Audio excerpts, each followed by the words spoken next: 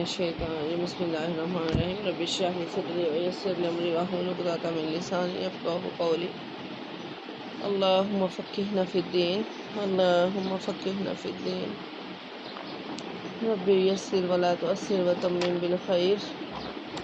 اللہم انا نسألک علما نافعا وعملا متقبلا ورزقا طیبا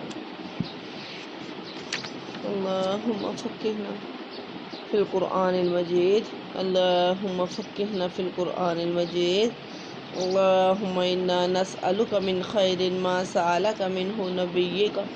نبیک محمد صلی اللہ علیہ وآلہ وسلم ونعوذ بک من شر ما استعاذ منہ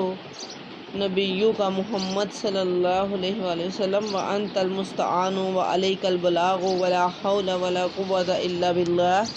اللہم ارحمنا بالقرآن واجعلہ لنا اماما ونورا وہدی ورحمتا اللہم ذکرنا منہ ما نسینا وعلمنا منہ ما جہلنا وارزقنا تلاوتہ آناء اللیل واطراف النہار واجعلہ لنا حجتا یا رب العالمین اللہم انا نعوذ بک من جہد البلاء ودرک الشقاء وسوء القضاء وشماتۃ الاعداء آمین ثم آمین برحمتک یا ارحم الراحمین۔ آیت نمبر 36 بولو، سورہ یونس کی آیت نمبر 36۔ وما یتبع اکثرہم الا ظنا ان الظن لا یغنی من الحق شیئا ان اللہ علیم بما یفعلون۔ اور ان میں سے اکثر لوگ صرف گمان پر چل رہے ہیں، یقیناً گمان حق کی معرفت میں کچھ بھی کام نہیں آ سکتے۔ یہ جو کچھ کر رہے ہیں یقیناً اللہ کو سب خبر ہے، یعنی کہ صرف گمان ہی حق نہیں ہے کہ یہ گمان کے پیچھے بڑھ رہے ہیں کہ جو ان کے دل میں آتا ہے، جو گمان کرتے ہیں بس سمجھتے کہ یہی حق ہے۔ لیکن اللہ تعالیٰ کیا فرما رہے ہیں کہ اللہ تعالیٰ کہتے ہیں کہ یہ گمان حق نہیں، گمان کے پیچھے نہ چلو۔ حق کیا ہے؟ جو اللہ نے بیان کیا ہے، جو اللہ کے رسول نے بیان کیا ہے، یہ حق ہے، لیکن ان کو خبر نہیں ہے۔ بے شک اللہ تعالیٰ تو ہر اس چیز کو جانتا ہے جو یہ کرتے ہیں، کہ یہ سمجھتے ہیں کہ شاید اللہ کو کچھ پتہ نہیں، لیکن اللہ تعالیٰ سب جانتے ہیں، اللہ کو سب پتہ ہے۔ کہ قرآن میں ظن، یقین اور گمان دونوں معنی میں استعمال ہوا ہے، کہ قرآن میں گمان کرنا یعنی اس ہر درمی کی وہ سزا دے گا کہ دلائل نہ رکھنے کے باوجود یہ محض جو ہے وہم جو ان کے ہیں وہ بھی باطلا اور جنون فاسدہ کے پیچھے لگے رہے ہیں اور عقل و فہم سے ذرا کام بھی نہیں لے رہے۔ وما كان هذا القرآن ان يفترى من دون الله ولكن تصديق الذي بين يديه وتفصيل الكتاب لا ريب فيه من رب العالمین۔ اور یہ قرآن ایسا نہیں کہ اللہ کی وحی کے بغیر اپنے ہی سے گڑھ لیا گیا ہو، بلکہ یہ تو ان کتابوں کی تصدیق کرنے والا ہے جو اس سے پہلے نازل ہو چکے ہیں، اور کتاب جو ہے یہ احکام ضروریہ کی تفصیل بیان کرنے والا ہے، اس میں کوئی بات شک کی نہیں کہ رب العالمین کی طرف سے ہو۔ ام یقولون افتراہ قل فأتوا بسورۃ مثلہ وادعوا من استطعتم من دون اللہ ان کنتم صادقین۔ کیا یہ لوگ یوں کہتے ہیں کہ آپ نے اس کو گڑھ لیا ہے؟ آپ کہہ دیجئے کہ تو پھر تم اس کے مثل ایک ہی صورت لاؤ، اور جن غیر اللہ کو تم بلا سکتے ہو بلا لو اگر تم سچے ہو۔ دیکھا پچھلی آیات سورہ بقرہ میں بھی ہم یہ پڑھ چکے ہیں کہ اگر تم اس قرآن کو یہ کہتے ہو کہ یہ اپنے پاس سے ہی گڑھ لیا ہے تو پھر ایک صورت تو لا کے دکھاؤ اس جیسی۔ پورا قرآن تو کیا، اور خود اکیلے نہیں لا سکتے تو جن کو تم غیر اللہ کے ساتھ شریک ٹھہراتے ہو ان کو بھی بلا لو سب کو، اگر تم اپنی بات میں سچے ہو۔ سب مل کر بھی ایک صورت کو نہیں لا سکتے۔ 38 بل کذبوا بما لم یحیطوا بعلمہ ولما یاتہم، آیت نمبر 39 ہے۔ بل کذبوا بما لم یحیطوا بعلمہ ولما یاتہم تاویلہ، بلکہ ایسی چیز کی تکذیب کرنے لگے جس کو اپنے احاطہ علمی میں نہیں لائے، اور ہنوز ان کو اس کا اخیر نتیجہ نہیں ملا۔ عاقبۃ الظالمین، اور یہ ظالم ہیں جو لوگ ان سے پہلے ہوئے ہیں، اسی طرح انہوں نے بھی جھٹلایا تھا۔ سو دیکھ لیجئے ان ظالموں کا انجام کیسا ہوا، کہ یہی تو ظالم ہیں جن کا انجام دیکھ لیجئے کہ جو اس سے پہلے لوگ تھے انہوں نے بھی اسی طرح سے ہی قرآن کو جھٹلایا تھا جس طرح سے یہ جھٹلا رہے ہیں۔ ان کے جو ان کا علم ہے اس چیز کو نہیں گھیرے ہوئے، اور نہ ہی البتہ کہ ان کی جو تعمیلیں وہ کرتے ہیں یہ سب انہوں نے جھوٹ بولا ہے۔ جو اس سے پہلے تھے انہوں نے بھی ایسے کیا تھا، بس دیکھ لیجئے آپ کہ کیسے ہوا ہے انجام ظالموں کا۔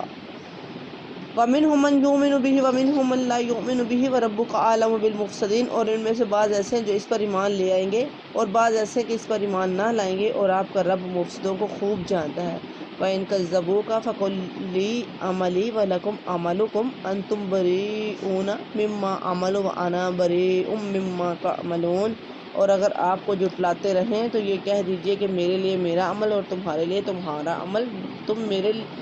عمل سے بری ہو اور میں تمہارے عمل سے بری ہوں، کہ جس نے جو عمل کرنا ہے اس کے اپنے ہی کام آنا ہے۔ کہ اللہ کے نبی فرما رہے ہیں کہ اگر وہ جھٹلا دیں تجھ کو، اللہ تعالیٰ یہ فرما رہے ہیں اپنے نبی سے کہ اگر وہ تجھ کو جھٹلا دے بس ان سے کہہ دے کہ میرے عمل میرے لیے اور تمہارے عمل تمہارے لیے۔ اور یہاں پہ لوگ کیا کہہ رہے ہوتے ہیں کہ ہمیں عمل کرنے کی کوئی ضرورت نہیں، ہم تو کسی کے جو ہے وہ جو فلاں بندہ ہے اس کے عمل ہی ہمارے کام آ جائیں گے، وہ ہمارے حصے کی نمازیں پڑھ لیتا ہے، نعوذ باللہ من ذلک۔ جہاں پہ اللہ کے نبی سے اللہ تعالیٰ یہ فرما رہے ہیں کہ ان سے یہ کہہ دے کہ میرے عمل میرے لیے، جب اللہ کے نبی کے عمل نہیں کام آنے تو ہمارے کس طرح سے؟ جیسے کہ میں نے اس دن آپ کو مثال دی تھی کہ نبی صلی اللہ علیہ وسلم نے فرمایا، اے بنت فاطمہ تو یہ نہ سمجھنا کہ تو میری بیٹی ہے، میں اس دن تمہارے کسی کام نہیں آ سکوں گا، عمل کرو عمل۔ اسی طرح سے اپنی پھپھی سے کہا کہ اے صفیہ میں تمہارے کسی کام نہیں آ سکوں گا، کہ عمل کرو عمل، اپنے ہی عمل تمہارے کام آنے ہیں، میں تمہارے کسی کام نہیں آ سکوں گا۔ جب اللہ کے نبی کسی کے کوئی کام نہیں آ سکوں گے تو ان سے بڑھ کر بھی کوئی ذات ہے؟ یہ صرف شیطان کے وسوسے ہیں اور یہی تو وہم اور گمان ہے۔ وَمِنْهُمْ مَنْ يَسْتَمِعُونَ إِلَيْكَ أَفَأَنْتَ تُسْمِعُ الصُّمَّ وَلَوْ كَانَ لَا يَعْقِلُونَ، اور اگر ان میں بعض ایسے ہیں جو آپ کی طرف کان لگائے بیٹھے ہیں، کیا آپ بہروں کو سناتے ہیں گویا ان کو سمجھ بھی نہ ہو؟ اور یہ لوگ کہتے ہیں کہ یہ وعدہ کب ہوگا؟ اگر تم سچے ہو فرما دیجئے کہ میں اپنی ذات کے لیے تو کسی نفع کا اور کسی نقصان کا اختیار رکھتا ہی نہیں مگر جتنا اللہ کو منظور ہو۔ ہر امت کے لیے ایک معین وقت ہے، جب ان کا وہ معین وقت آ پہنچتا ہے تو ایک گھڑی نہ پیچھے ہٹ سکتے ہیں اور نہ ہی آگے سرک سکتے ہیں۔ یعنی کہ جو اللہ تعالیٰ نے یہ بار بار یہ پوچھتے ہیں کہ جس چیز کا وعدہ ہمیں دیتے ہو وہ وعدہ کب آئے گا، تو میں تو اپنی ذات کے لیے نفع نقصان کا مالک نہیں ہوں، وہ بھی جتنا اللہ تعالیٰ مجھے نفع دینا چاہے اتنا، اور جتنا اللہ نقصان مجھے کرنا چاہے اتنا ہی۔ اور جو ہر امت کے لیے ایک معین وقت ہے، جب وہ معین وقت آ پہنچتا ہے تو اس وقت پھر ایک گھڑی نہ پیچھے ہٹ سکتے ہیں نہ آگے سے رکھ سکتے ہیں، کہ بار بار یہی اللہ معاف فرمائے تو نعوذ باللہ من ذالک، کہ ان کی ایک ہی سوال تھا کہ جو تم وعدہ ہمیں دیتے ہو کہ اللہ کا عذاب آئے گا، اللہ سے ڈر جاؤ اللہ سے ڈر جاؤ، وہ کب آئے گا؟ استغفر اللہ۔ آپ فرما دیجئے کہ یہ تو بتاؤ کہ اگر تم پر اللہ کا عذاب رات کو آ پڑے یا دن کو، تو عذاب میں کون سی چیز ایسی ہے کہ مجرم لوگ اس کو جلدی مانگ رہے ہیں؟ استغفر اللہ۔ یعنی عذاب تو ایک نہایت ہی ناپسندیدہ چیز ہے جس سے دل نفرت کرتے ہیں اور طبیعتیں انکار کرتی ہیں، پھر یہ اس میں کیا خوبی دیکھتے ہیں کہ اسے جلدی طلب کر رہے ہیں؟ کہ ان سے یہ تو پوچھو نا کہ تم اس میں کیا پسند کرتے ہو، تمہیں کچھ پتہ بھی ہے عذاب ہوتا کیا ہے؟ کہ اگر رات کو آ جائے دن کو آ جائے جو تم بار بار اس کا سوال کرتے ہو، یہ کوئی ایسی چیز ہے کہ جس پہ انسان جو ہے وہ بڑی خوبی سے اور بڑی پسند سے اس کو مانگ رہا ہے؟ کیا پھر جب وہ آ ہی پڑے گا اس پر ایمان لاؤ گے؟ ہاں اب مانا، حالانکہ تم اس کی جلدی مچایا کرتے تھے۔ پھر ظالموں سے کہا جائے گا ہمیشہ کا عذاب چکھو، تم کو تو تمہارے کیے کا ہی بدلہ ملا ہے۔ اور وہ آپ سے دریافت کرتے ہیں کہ کیا عذاب واقعی سچ ہے؟ آپ فرما دیجئے کہ ہاں قسم ہے میرے رب کی وہ واقعی سچ ہے، اور تم کسی طرح اللہ کو عاجز نہیں کر سکتے۔ اور اگر ہر جان جس نے ظلم کیا یعنی کہ شرک کیا ہے اس کے پاس اتنا ہو کہ ساری زمین بھر جائے تب بھی اس کو دے کر اپنی جان بچانے لگے، اور جب عذاب کو دیکھیں گے تو پشیمانی کو پوشیدہ رکھیں گے، اور ان کا فیصلہ انصاف کے ساتھ ہوگا اور ان پر ظلم نہ کیا جائے گا۔ اللہ تعالیٰ ظلم تو کرتے ہی نہیں، اللہ تعالیٰ تو ظلم کو پسند ہی نہ کرتے۔ یہاں تک آتا ہے کہ اللہ تعالیٰ تو ایک دھاگے کے برابر بھی ظلم نہیں کرتے۔ کئی جگہ پہ آیا کہ اللہ تعالیٰ ایک رتی کے برابر ظلم نہیں کرتے، اللہ تعالیٰ ایک فقیر کے برابر ظلم نہیں کرتے۔ اللہ تعالیٰ ظلم کو پسند نہیں کرتے۔ جو شرک کرنے والے ہیں وہ اس دن زمین بھر کر بھی اگر اپنی جان بچانے کے لیے اللہ کو دیں گے تو ان کا قبول نہیں کیا جائے گا، اور جب وہ عذاب کو دیکھیں گے پھر وہ پچھتائیں گے، پھر پشیمانی کریں گے، لیکن اس دن پچھتانے کا کوئی فائدہ نہیں۔ اور اللہ تعالیٰ کا فیصلہ تو انصاف کے ساتھ ہی ہونا ہے۔ یاد رکھو کہ جتنی چیزیں آسمانوں میں زمین میں ہیں سب اللہ ہی کے ملک میں ہیں۔ یاد رکھو کہ اللہ تعالیٰ کا وعدہ سچا ہے، لیکن بہت سے آدمی علم ہی نہیں رکھتے۔ وہی جان ڈالتا ہے وہی جان نکالتا ہے، اور تم سب اسی کے پاس لائے جاؤ گے۔ اے لوگو تمہارے پاس تمہارے رب کی طرف سے ایک ایسی چیز آئی ہے جو نصیحت ہے اور رہنمائی کرنے والی ہے اور رحمت ہے ایمان والوں کے لیے۔ آپ کہہ دیجئے کہ بس لوگوں کو اللہ کے اس انعام اور رحمت پر خوش ہونا چاہیے، اور وہ اس سے بدرجہ بہتر ہے جس کو وہ بہت جمع کر رہے ہیں۔ آپ کہیے کہ یہ تو بتاؤ کہ اللہ نے تمہارے لیے قل ارائیتم ما انزل اللہ لکم من رزق فجعلتم منہ حراما وحلالا قل اللہ اذن لکم ام علی اللہ تفترون۔ آپ کہیے کہ یہ تو بتاؤ کہ اللہ نے تمہارے لیے جو کچھ رزق بھیجا تھا پھر تم نے اس کا کچھ حصہ حرام اور کچھ حلال قرار دے لیا۔ آپ پوچھئے کہ کیا تم کو اللہ نے حکم دیا تھا، یا اللہ پر تم جھوٹ ہی باندھتے ہو، جھوٹ بولتے ہو اللہ پر۔ وَمَا ظَنُّ الَّذِينَ يَفْتَرُونَ عَلَى اللَّهِ الْكَذِبَ يَوْمَ الْقِيَامَةِ، اور جو لوگ اللہ پر جھوٹ باندھتے ہیں ان کا قیامت کی نسبت کیا گمان ہے۔ واقعی لوگوں پر اللہ تعالیٰ کا بڑا ہی فضل ہے، لیکن اکثر آدمی شکر ہی نہیں کرتے۔ وَمَا تَكُونُ فِي شَأْنٍ وَمَا تَتْلُو مِنْهُ مِنْ قُرْآنٍ وَلَا تَعْمَلُونَ مِنْ عَمَلٍ إِلَّا كُنَّا عَلَيْكُمْ شُهُودًا إِذْ تُفِيضُونَ فِيهِ، اور آپ کسی حال میں ہوں اور منجمل عین احوال کے آپ کہیں سے قرآن پڑھتے ہوں اور جو کام بھی کرتے ہوں سب کو سب کی خبر رہتی ہے، اور جب تم اس کام میں مشغول ہوتے ہو اور آپ کے رب سے کوئی چیز ذرہ برابر بھی غائب نہیں، نہ زمین میں اور نہ آسمان میں، اور نہ کوئی اور چیز اس سے چھوٹی اور نہ کوئی چیز بڑی، مگر یہ سب کتاب مبین میں ہے۔ یعنی کہ یہ جو روشن کرنے والی دلیلوں والی کتاب ہے، ایک روشن کتاب ہے تمہارے سامنے پڑی ہوئی، ایک واضح کتاب ہے۔ اس کے اندر تم ہر چھوٹی بڑی چیز کو پاؤ گے، اس کے اندر کوئی بھی ایسی چیز نہیں جس کا ذکر اس میں نہ آیا ہو، ہر چیز اس کے اندر موجود ہے۔ الا ان اولیاء اللہ لا خوف علیہم ولا هم یحزنون، اور یاد رکھو جو اللہ کے دوست ہیں ان پر کوئی اندیشہ ہے اور نہ ہی وہ غمگین ہوں گے، اور نہ ہی ان پر کسی قسم کا کوئی خوف ہوگا، اور وہی تو وہ ہیں جو ایمان لائے اور تھے وہ پرہیزگار متقی۔ لہم البشریٰ، اور انہی کے لیے تو خوشخبری ہے دنیا کی زندگی میں اور آخرت کی زندگی میں۔ لا تبدیل، نہیں وہ تبدیل کرتے، لکلمۃ اللہ، اللہ کی کلمات کو، ذالک هو الفوز العظیم، اور یہی تو بہت بڑی کامیابی ہے۔ ولا یحزنک قولہم، اور نہیں وہ غمگین کرتے تجھ کو، قولہم، ان کی بات، ان العزت للہ، بے شک عزت اللہ ہی کے لیے ساری کی ساری، اور وہی سننے والا جاننے والا ہے۔ الا ان للہ، خبردار بے شک اللہ ہی کے لیے ہے، من فی السماوات و من فی الارض، جو کچھ آسمانوں میں اور جو کچھ زمین میں ہے، وما یتبعون، اور جو کوئی پیروی کرے گا ان لوگوں کی، یدعون، جو پکارتے ہیں، من دون اللہ، اللہ کے علاوہ، شرکاء، شریک، ان یتبعون الا الظن، نہیں وہ اتباع کرتے مگر اپنے ہی گمانوں کی، وَإِنْ هُمْ إِلَّا يَخْرُصُونَ، اور نہیں وہ مگر اٹکلیاں کرتے، وہ تو صرف مذاق اڑاتے ہیں، استہزاء کرتے ہیں، اٹکلیاں کرتے ہیں۔ واللہ، یہ وہی ہے جس نے جعل لکم اللیل، بنایا تمہارے لیے رات کو، لتسکنوا، تاکہ تم سکون پکڑو اس میں، والنہار، اور دن کو، مبصرا، دیکھنے والا، ان فی ذلک لآیات لقوم یسمعون، بے شک اس میں البتہ نشانیاں ہیں سننے والی قوم کے لیے۔ یہ جو رات اور دن کا سکینت ہے، رات کو اللہ تعالیٰ نے سکون بنا دیا اور دن کو اللہ تعالیٰ نے دیکھنے والا بنا دیا، دیکھنے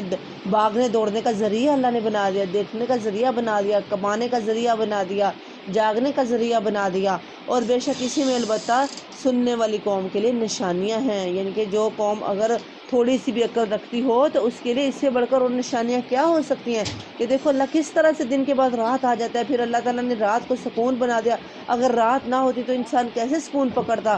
کہ ایک رات کو اللہ نے سکون بنا دیا، دن کو اللہ نے کام کاج کرنے کے لیے بنا دیا۔ سبحان اللہ، جو دیکھنے والا بندہ ہے اس کے لیے یہی نشانیاں کافی ہیں۔ قالوا اتخذ اللہ ولدا، اور کہا انہوں نے کہ پکڑی اللہ نے اولاد، سبحانہ، پاکی ہے اس کو، هو الغنی، وہی تو غنی ہے، لہ ما فی السماوات ما فی الارض،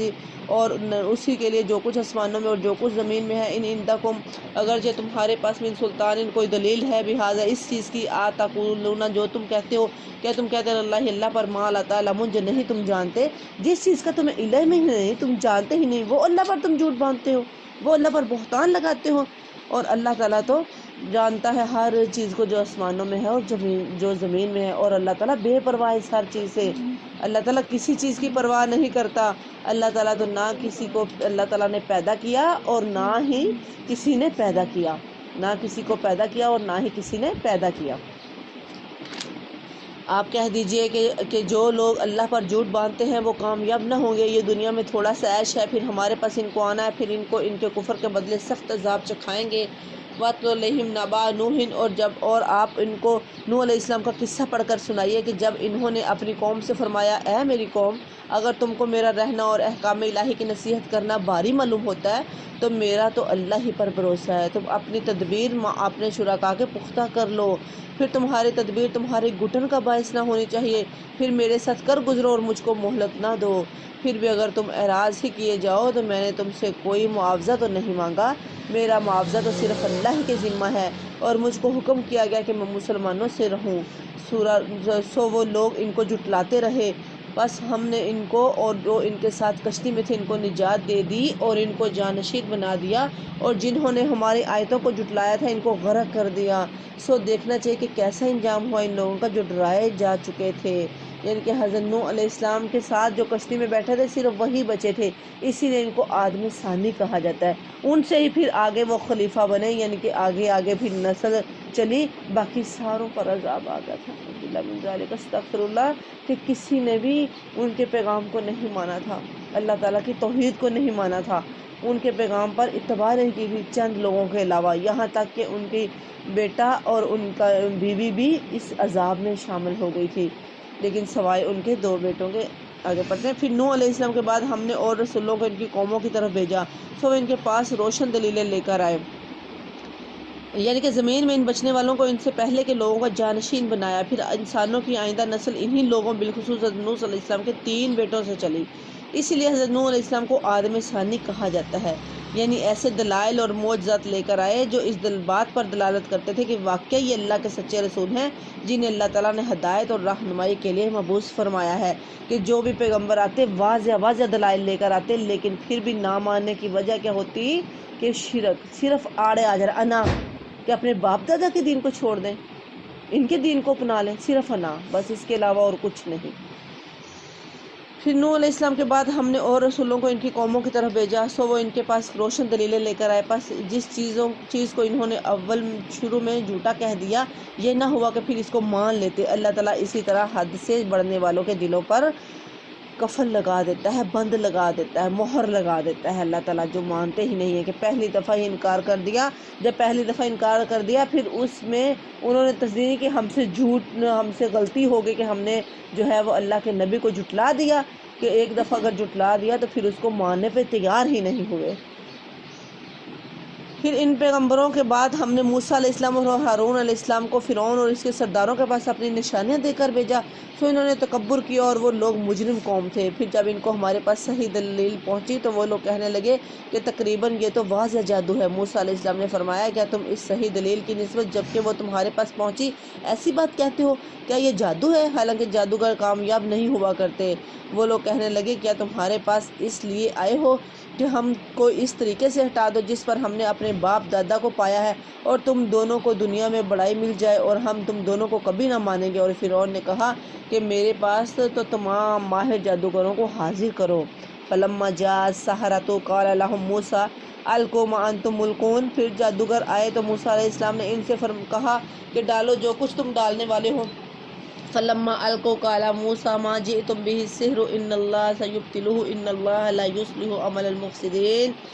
بس جب انہوں نے ڈالا تو موسیٰ علیہ السلام نے فرمایا کہ یہ جو کچھ تم لائے ہو جادو ہے، یقینی بات ہے کہ اللہ اس کو بھی درہم برہم کیے دیتا ہے، اللہ ایسے فسادیوں کا کام بننے ہی نہیں دیتا۔ وَيُحْيِي اللَّهُ الْحَقَّ بِكَلِمَاتِهِ وَلَوْ كَرِهَ الْمُجْرِمُونَ، اور اللہ تعالیٰ حق کو اپنے فرمان سے ثابت کر دیتا ہے، گو مجرم کیسا ہی ناگوار سمجھے۔ فَمَا آمَنَ لِمُوسَىٰ إِلَّا ذُرِّيَّةٌ مِّن قَوْمِهِ عَلَىٰ خَوْفٍ مِّن فِرْعَوْنَ۔ بس موسیٰ علیہ السلام پر ان کی قوم میں سے صرف قدرے قلیل آدمی، بہت تھوڑے سے آدمی ایمان لائے، وہ بھی فرعون سے اور اپنے احکام سے ڈرتے ڈرتے کہ کہیں ان کو تکلیف پہنچائیں، اور واقعہ ہی فرعون اس ملک میں زور رکھتا تھا، اور یہ بھی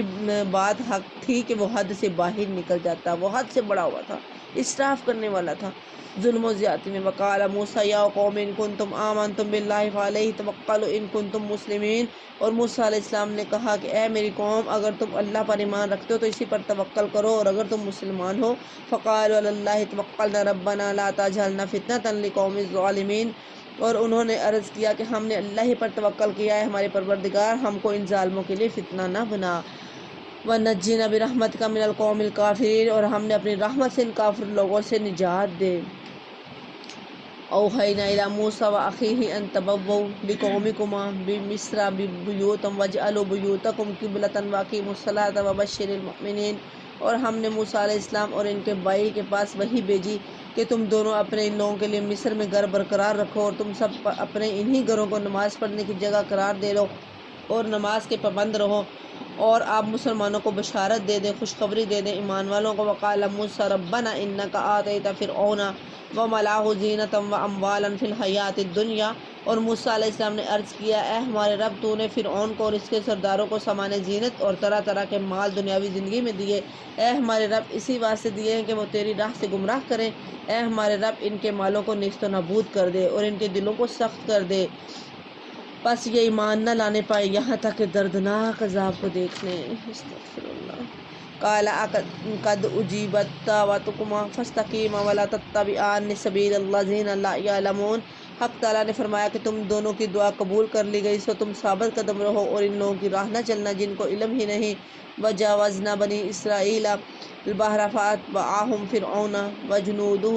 بغیا وعدوا۔ اور ہم نے بنی اسرائیل کو دریا سے پار کر دیا، پھر ان کے پیچھے پیچھے فرعون اپنے لشکر کے ساتھ ظلم اور زیادتی کے ارادہ سے چلا، یہاں تک کہ جب ڈوبنے لگا تو کہنے لگا کہ میں ایمان لاتا ہوں کہ جس پر بنی اسرائیل ایمان لائے ہیں، اس کے سوا کوئی معبود نہیں اور میں مسلمانوں میں سے ہوں۔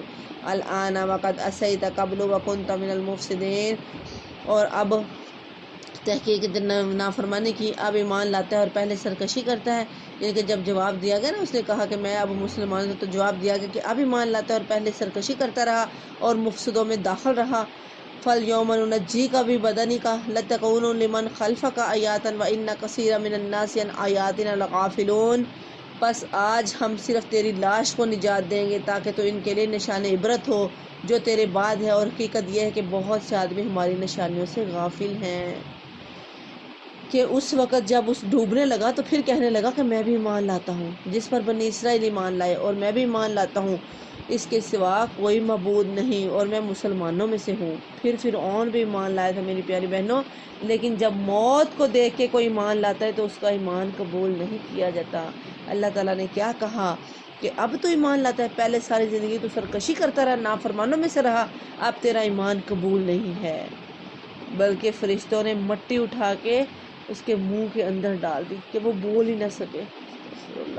اللہ تعالیٰ کیا فرما رہے ہیں کہ اب تو تیری لاش کو نجات دیں گے ہم، تجھے نہیں۔ جتنی تو نے سرکشیاں کی، جتنی تو نے، کبھی تو آیا ہی نہیں اللہ کی طرف اور اللہ کے رسول کی طرف، تو اپنے آپ کو ہی رب کہلواتا رہا۔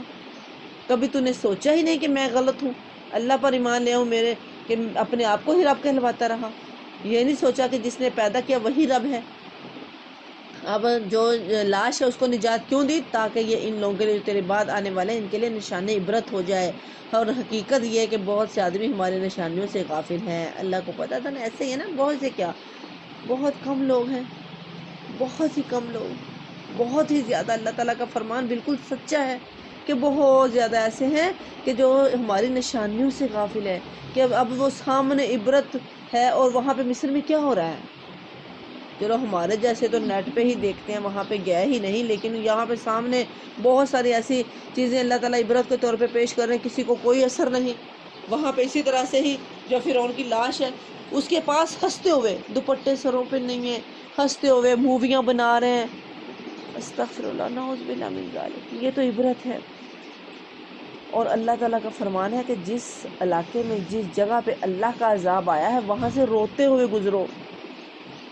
جلدی سے گزر جاؤ روتے ہوئے۔ اور وہاں پہ موویاں بنا رہے ہیں لوگ، لوگوں نے مذاق بنایا ہوا ہے۔ باللہ من ذالک، استغفر اللہ۔ واضح نشانیاں دیکھ کر بھی عبرت نہیں پکڑتے۔ اللہ تعالیٰ سب کو ہدایت نصیب فرمائے۔ وَلَقَدْ بَوَّأْنَا بَنِي إِسْرَائِيلَ مُبَوَّعَ صِدْقٍ وَرَزَقْنَاهُم مِّنَ الطَّيِّبَاتِ فَمَا اخْتَلَفُوا حَتَّىٰ جَاءَهُمُ الْعِلْمُ إِنَّ رَبَّكَ يَقْضِي بَيْنَهُمْ يَوْمَ الْقِيَامَةِ فِيمَا كَانُوا فِيهِ يَخْتَلِفُونَ۔ اور ہم نے بنی اسرائیل کو بہت اچھا ٹھکانہ رہنے کو دیا اور ہم نے انہیں پاکیزہ چیزیں کھانے کو دی، بس انہوں نے اختلاف نہیں کیا یہاں تک کہ ان کے پاس علم پہنچ گیا۔ یقینی بات ہے کہ آپ کا رب ان کے درمیان قیامت کے دن ان سارے کاموں میں فیصلہ کرے گا جن میں وہ اختلاف کرتے تھے۔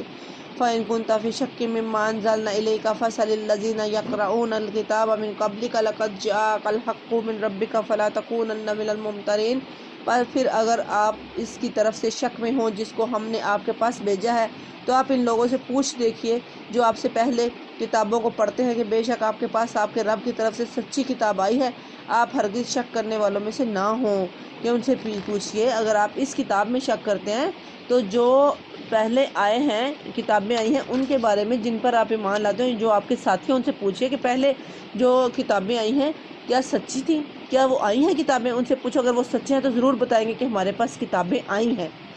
اور ان میں اللہ کے نبی کا بھی ذکر تھا صاف صاف۔ اگر ان کو سچ مانتے ہیں تو یقیناً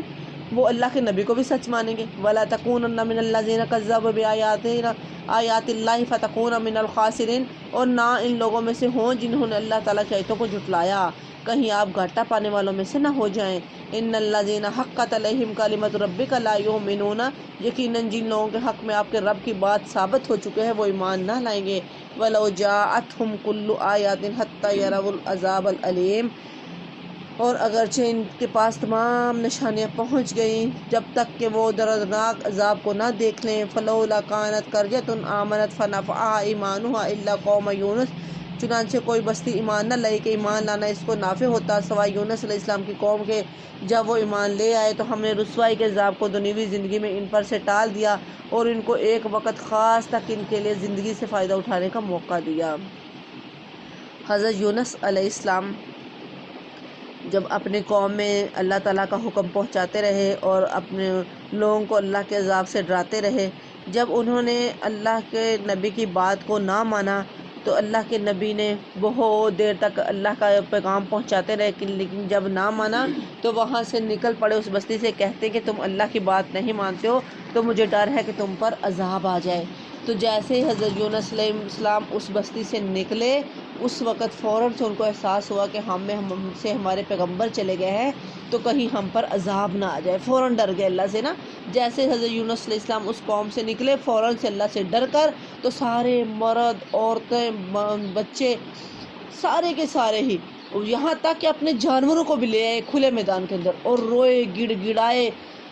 سجدے میں پڑے اللہ تعالیٰ سے، یا اللہ ہمیں معاف کر دے، اللہ ہم آئندہ ایسے نہیں کریں گے، ہم حضرت یونس علیہ السلام جو پیغام ہم پر لے کر آئے ہیں ہم اس پر ایمان لاتے ہیں، اللہ ہم آپ کو ایک مانتے ہیں۔ اتنا زیادہ گڑ گڑائے، سارے کے سارے اکٹھے ہو کر، پوری قوم اکٹھی ہو گئی، سب اکٹھے ہو کر اللہ کے سامنے گڑ گڑائے، کھلے میدان میں آ کے رو رو کے اللہ سے التجائیں کی، اللہ تعالیٰ نے ان کو معاف کر دیا، اللہ نے ان کے اوپر سے عذاب کو ٹال دیا۔ ادھر حضرت یونس علیہ السلام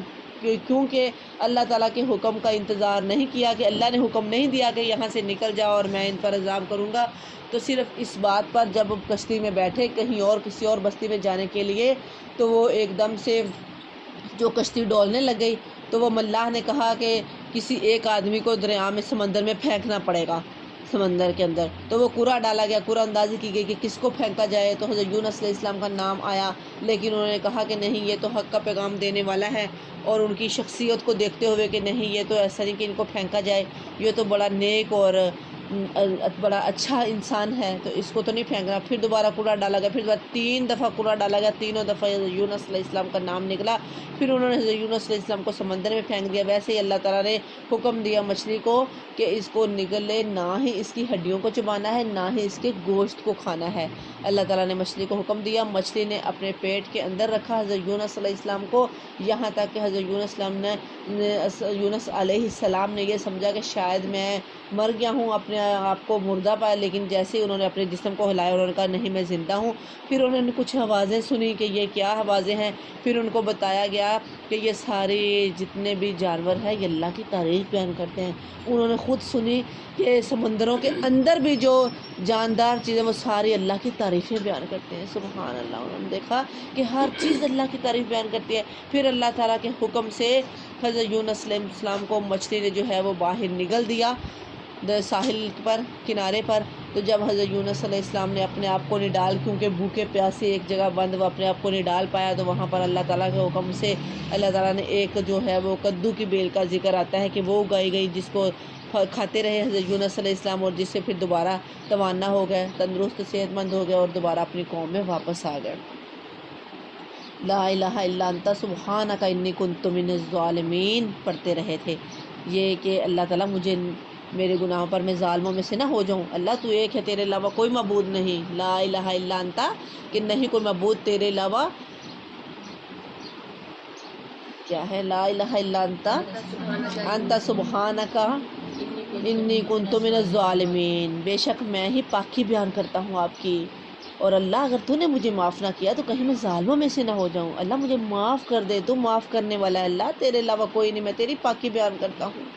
میں کہیں ظالموں میں سے نہ ہو جاؤں۔ اللہ تعالیٰ نے فوراً سے ہی اپنے بندے کی دعا کو سن لیا اور اللہ تعالیٰ نے معاف کر دیا۔ کسی طرح کی کوئی بھی پریشانی ہو تو یہ والی دعا پڑھنے سے اللہ تعالیٰ پریشانی کو ختم کر دیتے ہیں۔ یہ استغفار ہے، اللہ سے مغفرت کا باعث ہے، یہ توبہ کرنے کا سبب ہے، کہ یہ دعا جو ہے یہ توبہ کے لیے سکھائی گئی ہے، کہ کوئی گناہ ہو گیا، کوئی غلطی ہو گئی تو فوراً سے اللہ تعالیٰ کی اللہ تعالیٰ کی طرف رجوع کرے۔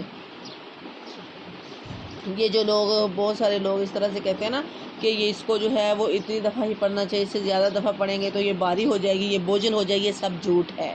اللہ تعالیٰ کا قرآن، اللہ تعالیٰ کا فرمان کبھی بھی بھاری یا گرم یا کچھ ایسا نہیں ہوتا، یہ سب جھوٹ ہے، ٹھیک ہے؟ جتنا مرضی پڑھو، دن رات پڑھو، صبح شام پڑھو، جتنا مرضی پڑھو، کچھ بھی نہیں ہوتا۔ اللہ خوش ہوتے ہیں جب اللہ تعالیٰ کی پاکی بیان کی جاتی ہے، اللہ کی وحدانیت بیان کی جاتی ہے، اور اللہ تعالیٰ کے سامنے یہ اقرار کیا جاتا ہے کہ اللہ میں کہیں ظالموں سے نہ ہو جاؤں، اگر تو نے مجھے معاف نہ کیا، اللہ مجھ پر رجوع کر، اللہ اگر تو نے مجھ پر رجوع نہ کیا تو میں ظالموں سے ہو جاؤں گا۔ اللہ خوش ہوتے ہیں۔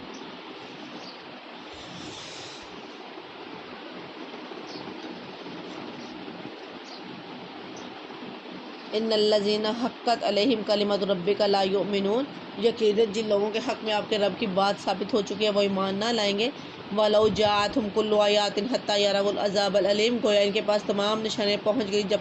تک کہ وہ دردناک عذاب کو نہ دیکھ لیں۔ فَلَوْلَا كَانَتْ قَرْيَةٌ آمَنَتْ فَنَفَعَهَا إِيمَانُهَا إِلَّا قَوْمَ یونس، چنانچہ کوئی بستی ایمان نہ لائی کہ ایمان لانا اس کو نافع ہوتا سوائے یونس علیہ السلام کے، کہ جب وہ ایمان لے آئے تو ہم نے رسوائی کے عذاب کو دنیوی زندگی میں ان پر سے ٹال دیا اور ان کو ایک وقت خاص تک کے لیے زندگی سے فائدہ اٹھانے کا موقع دیا۔ وَلَوْ شَاءَ رَبُّكَ لَآمَنَ مَنْ فِي الْأَرْضِ كُلُّهُمْ جَمِيعًا أَفَأَنْتَ تُكْرِهُ النَّاسَ حَتَّىٰ يَكُونُوا مُؤْمِنِينَ، اور اگر آپ کا رب چاہتا تو تمام روئے زمین کے لوگ سب کے سب ایمان لے آتے، تو کیا آپ لوگوں پر زبردستی کر سکتے ہیں یہاں تک کہ وہ مومن ہی ہو جائے؟ وَمَا كَانَ لِنَفْسٍ أَن تُؤْمِنَ إِلَّا بِإِذْنِ اللَّهِ وَيَجْعَلُ الرِّجْسَ عَلَى الَّذِينَ لَا يَعْقِلُونَ، حالانکہ کسی شخص کا ایمان لانا اللہ کے حکم کے بغیر ممکن ہی نہیں، اور اللہ تعالیٰ بے عقل لوگوں پر گندگی ڈال دیتا ہے۔ قُلِ انظُرُوا مَاذَا فِي السَّمَاوَاتِ وَالْأَرْضِ وَمَا تُغْنِي الْآيَاتُ وَالنُّذُرُ عَنْ قَوْمٍ لَا يُؤْمِنُونَ، آپ کہہ دیجئے کہ تم غور کرو کہ کیا کیا چیزیں آسمانوں میں اور زمین میں ہیں، اور جو لوگ ایمان نہیں لاتے ان کو نشانیاں اور دھمکیاں کچھ فائدہ نہیں پہنچاتی۔ یعنی کہ جو لوگ ایمان ہی نہیں لاتے، چاہے جتنی مرضی ان کے سامنے نشانیاں آ جائیں، دھمکیاں آ جائیں، وہ ایمان نہیں لاتے۔ فَهَلْ يَنظُرُونَ إِلَّا مِثْلَ أَيَّامِ الَّذِينَ خَلَوْا مِن قَبْلِهِمْ قُلْ فَانتَظِرُوا إِنِّي مَعَكُم مِّنَ الْمُنتَظِرِينَ، بس وہ لوگ صرف ان لوگوں سے واقعات کا انتظار کر رہے ہیں جو ان سے پہلے گزر چکے ہیں۔ فرما دیجئے کہ اچھا تو تم انتظار میں رہو، میں بھی تمہارے ساتھ انتظار کرنے والوں ہوں۔ پھر ہم اپنے پیغمبروں کو اور ایمان والوں کو بچا لیتے تھے، اور اسی طرح ہمارے ذمہ ہے کہ ہم ایمان والوں کو نجات دیا کرتے ہیں۔ آپ کہہ دیجئے کہ اے لوگو، اگر تم میرے دین کی طرف سے شک میں ہو تو میں ان معبودوں کی عبادت نہیں کرتا جن کی تم اللہ کو چھوڑ کر عبادت کرتے ہو۔ یہاں پہ اب حضرت محمد صلی اللہ علیہ وآلہ وسلم کے بارے میں فرمایا جا رہا ہے کہ اس آیت میں اللہ تعالیٰ اپنے آخری نبی کو حکم دے رہے ہیں کہ آپ تمام لوگوں پر یہ واضح کر دیں کہ میرا طریقہ اور مشرکین کا طریقہ ایک دوسرے سے مختلف ہے۔ میں ان کے طریقے سے نہیں آیا کہ ایمان والوں کو بچا لیتے تھے، اسی طرح ہمارے ذمہ ہے کہ ہم ایمان والوں کو نجات دیا کرتے ہیں۔ آپ کہہ دیجئے کہ اے لوگو، تم میرے دین کی طرف سے شک میں ہو تو میں ان معبودوں کی عبادت نہیں کرتا۔ یہ اللہ تعالیٰ حضرت محمد صلی اللہ علیہ وسلم کو فرما رہے ہیں کہ آپ ان لوگوں سے یہ کہہ دیں، لیکن ہاں اس اللہ کی عبادت کرتا ہوں جو تمہاری جان قبض کرتا ہے، اور مجھ کو یہ حکم ہوا ہے کہ میں ایمان والوں میں سے ہو جاؤں۔ یعنی میں تو ایک اس اللہ کی ہی عبادت کرتا ہوں جو تمہاری جان کو قبض کرتا ہے، تمہیں مارتا ہے، تمہیں موت دیتا ہے، اور مجھ کو یہ حکم ہوا ہے کہ میں ایمان والوں میں سے ہو جاؤں۔ وَأَنْ أَقِمْ وَجْهَكَ لِلدِّينِ حَنِيفًا وَلَا تَكُونَنَّ مِنَ الْمُشْرِكِينَ، اور یہ کہ اپنا رخ یکسو ہو کر اس دین کی طرف کر لینا اور کبھی مشرکوں میں سے نہ ہونا۔ وَلَا تَدْعُ مِن دُونِ اللَّهِ مَا لَا يَنفَعُكَ وَلَا يَضُرُّكَ فَإِن فَعَلْتَ فَإِنَّكَ إِذًا مِنَ الظَّالِمِينَ، اور اللہ کو چھوڑ کر ایسی چیز کی عبادت مت کرنا جو تجھ کو نہ کوئی نفع دے سکے اور نہ ہی کوئی نقصان پہنچا سکے، پھر اگر ایسا کیا تو تم اس حالت میں ظالموں میں سے ہو جاؤ گے۔ وَإِن يَمْسَسْكَ اللَّهُ بِضُرٍّ فَلَا كَاشِفَ لَهُ إِلَّا هُوَ وَإِن يُرِدْكَ بِخَيْرٍ، یہ ایسا پیغمبر ایسا تو ہو ہی نہیں سکتا کہ کوئی پیغمبر ظالموں میں سے ہو، لیکن اللہ تعالیٰ اللہ تعالیٰ کے نبی کی امت کو سکھانے کے لیے، ہمیں سکھانے کے لیے یہ فرمایا جا رہا ہے کہ اللہ تعالیٰ اپنے نبی سے یہ کہہ رہے ہیں کہ اگر تو بھی اس طرح کا کوئی کام کرے گا تو ظالموں میں سے ہو جاؤ گے۔ صرف اس وجہ سے ہمیں سکھانے کے لیے کہ کہیں ہم یہ نہ سمجھ بیٹھے جیسے ہماری سوچ اور ہماری سمجھے ہیں کہ بس ہم تو جو ہے وہ جیسے مرضی جو مرضی کرتے جائیں، ہمیں کوئی پکڑ ہی نہیں ہوگی۔ تو اس چیز سے اللہ تعالیٰ اس چیز کی طرف لا رہے ہیں کہ چاہے کوئی بڑے سے بڑا ہی کیوں نہیں ہے، کہ اللہ کے نبی جو امام الانبیاء ہیں اور سردار ہیں سارے نبیوں کے، اور ہم اتنے بڑے ہمارے رہنما ہیں عزیز، ان سے بڑھ کر تو دنیا میں کوئی بھی اتنا پاک صاحب یا کوئی بھی نہیں ہو سکتا، اس سے اللہ تعالیٰ یہ کہہ رہے ہیں۔ حضرت محمد صلی اللہ علیہ وسلم کے لیے اللہ تعالیٰ یہ فرما رہے ہیں کہ اگر جو ہے جو چیز کے کوئی نہ نفع دے سکتی نہ نقصان پہ پہنچا سکتی ہے، پھر اگر ایسا کیا تو تم اس حالت میں ظالموں میں سو جاؤ گے، یعنی کہ ان کو پھر بھی تم نے ان پر ایمان لے آئے یا اللہ کے ساتھ کسی کو شریک کیا تو تم ظالموں میں سے ہو جاؤ گے۔ تو ہم کیا چیز ہیں؟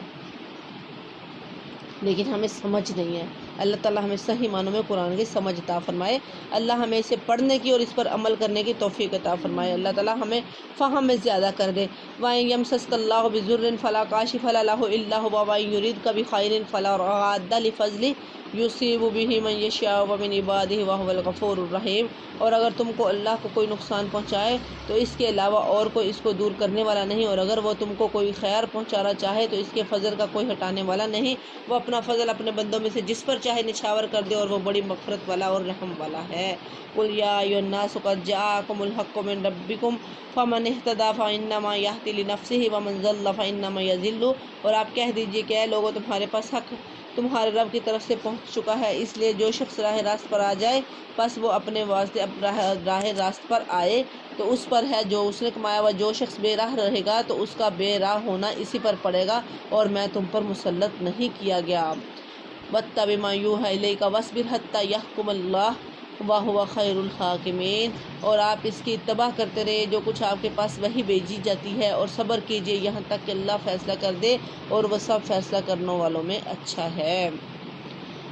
یعنی کہ اللہ تعالیٰ جس چیز کی وحی کرے اسے مضبوطی سے پکڑ لیں، جس کا اللہ تعالیٰ حکم کرے اس پر عمل کریں، جس سے اللہ تعالیٰ روکے اس سے رک جائیں، اور کسی چیز میں کوتاہی نہ کریں، اور وحی کی اطاعت اور اتباع میں جو تکلیفیں آئی ہیں مخالفین کی طرف سے جو تکلیفیں پہنچیں، اور تبلیغ اور دعوت کی راہ میں جن دشواریوں سے گزرنا پڑے ان پر صبر کریں، اور ثابت قدمی سے سب کا مقابلہ کریں۔ آپ نے دیکھو جب بندہ دین کے راستے پہ چلتا ہے تو بڑی تکلیفیں پہنچتی ہیں، اور سب سے پہلے اپنے ہی دیتے ہیں، ان پر صبر کرنا۔ جب بندہ تبلیغ کا کام کرتا ہے نا تو پھر بہت بڑا دل کرنا پڑتا ہے، جب بندہ بڑا دل کرتا ہے برداشت کرنا سیکھتا ہے تب ہی بندہ تبلیغ کا کام دعوت کا کام بندہ تب کر سکتا ہے۔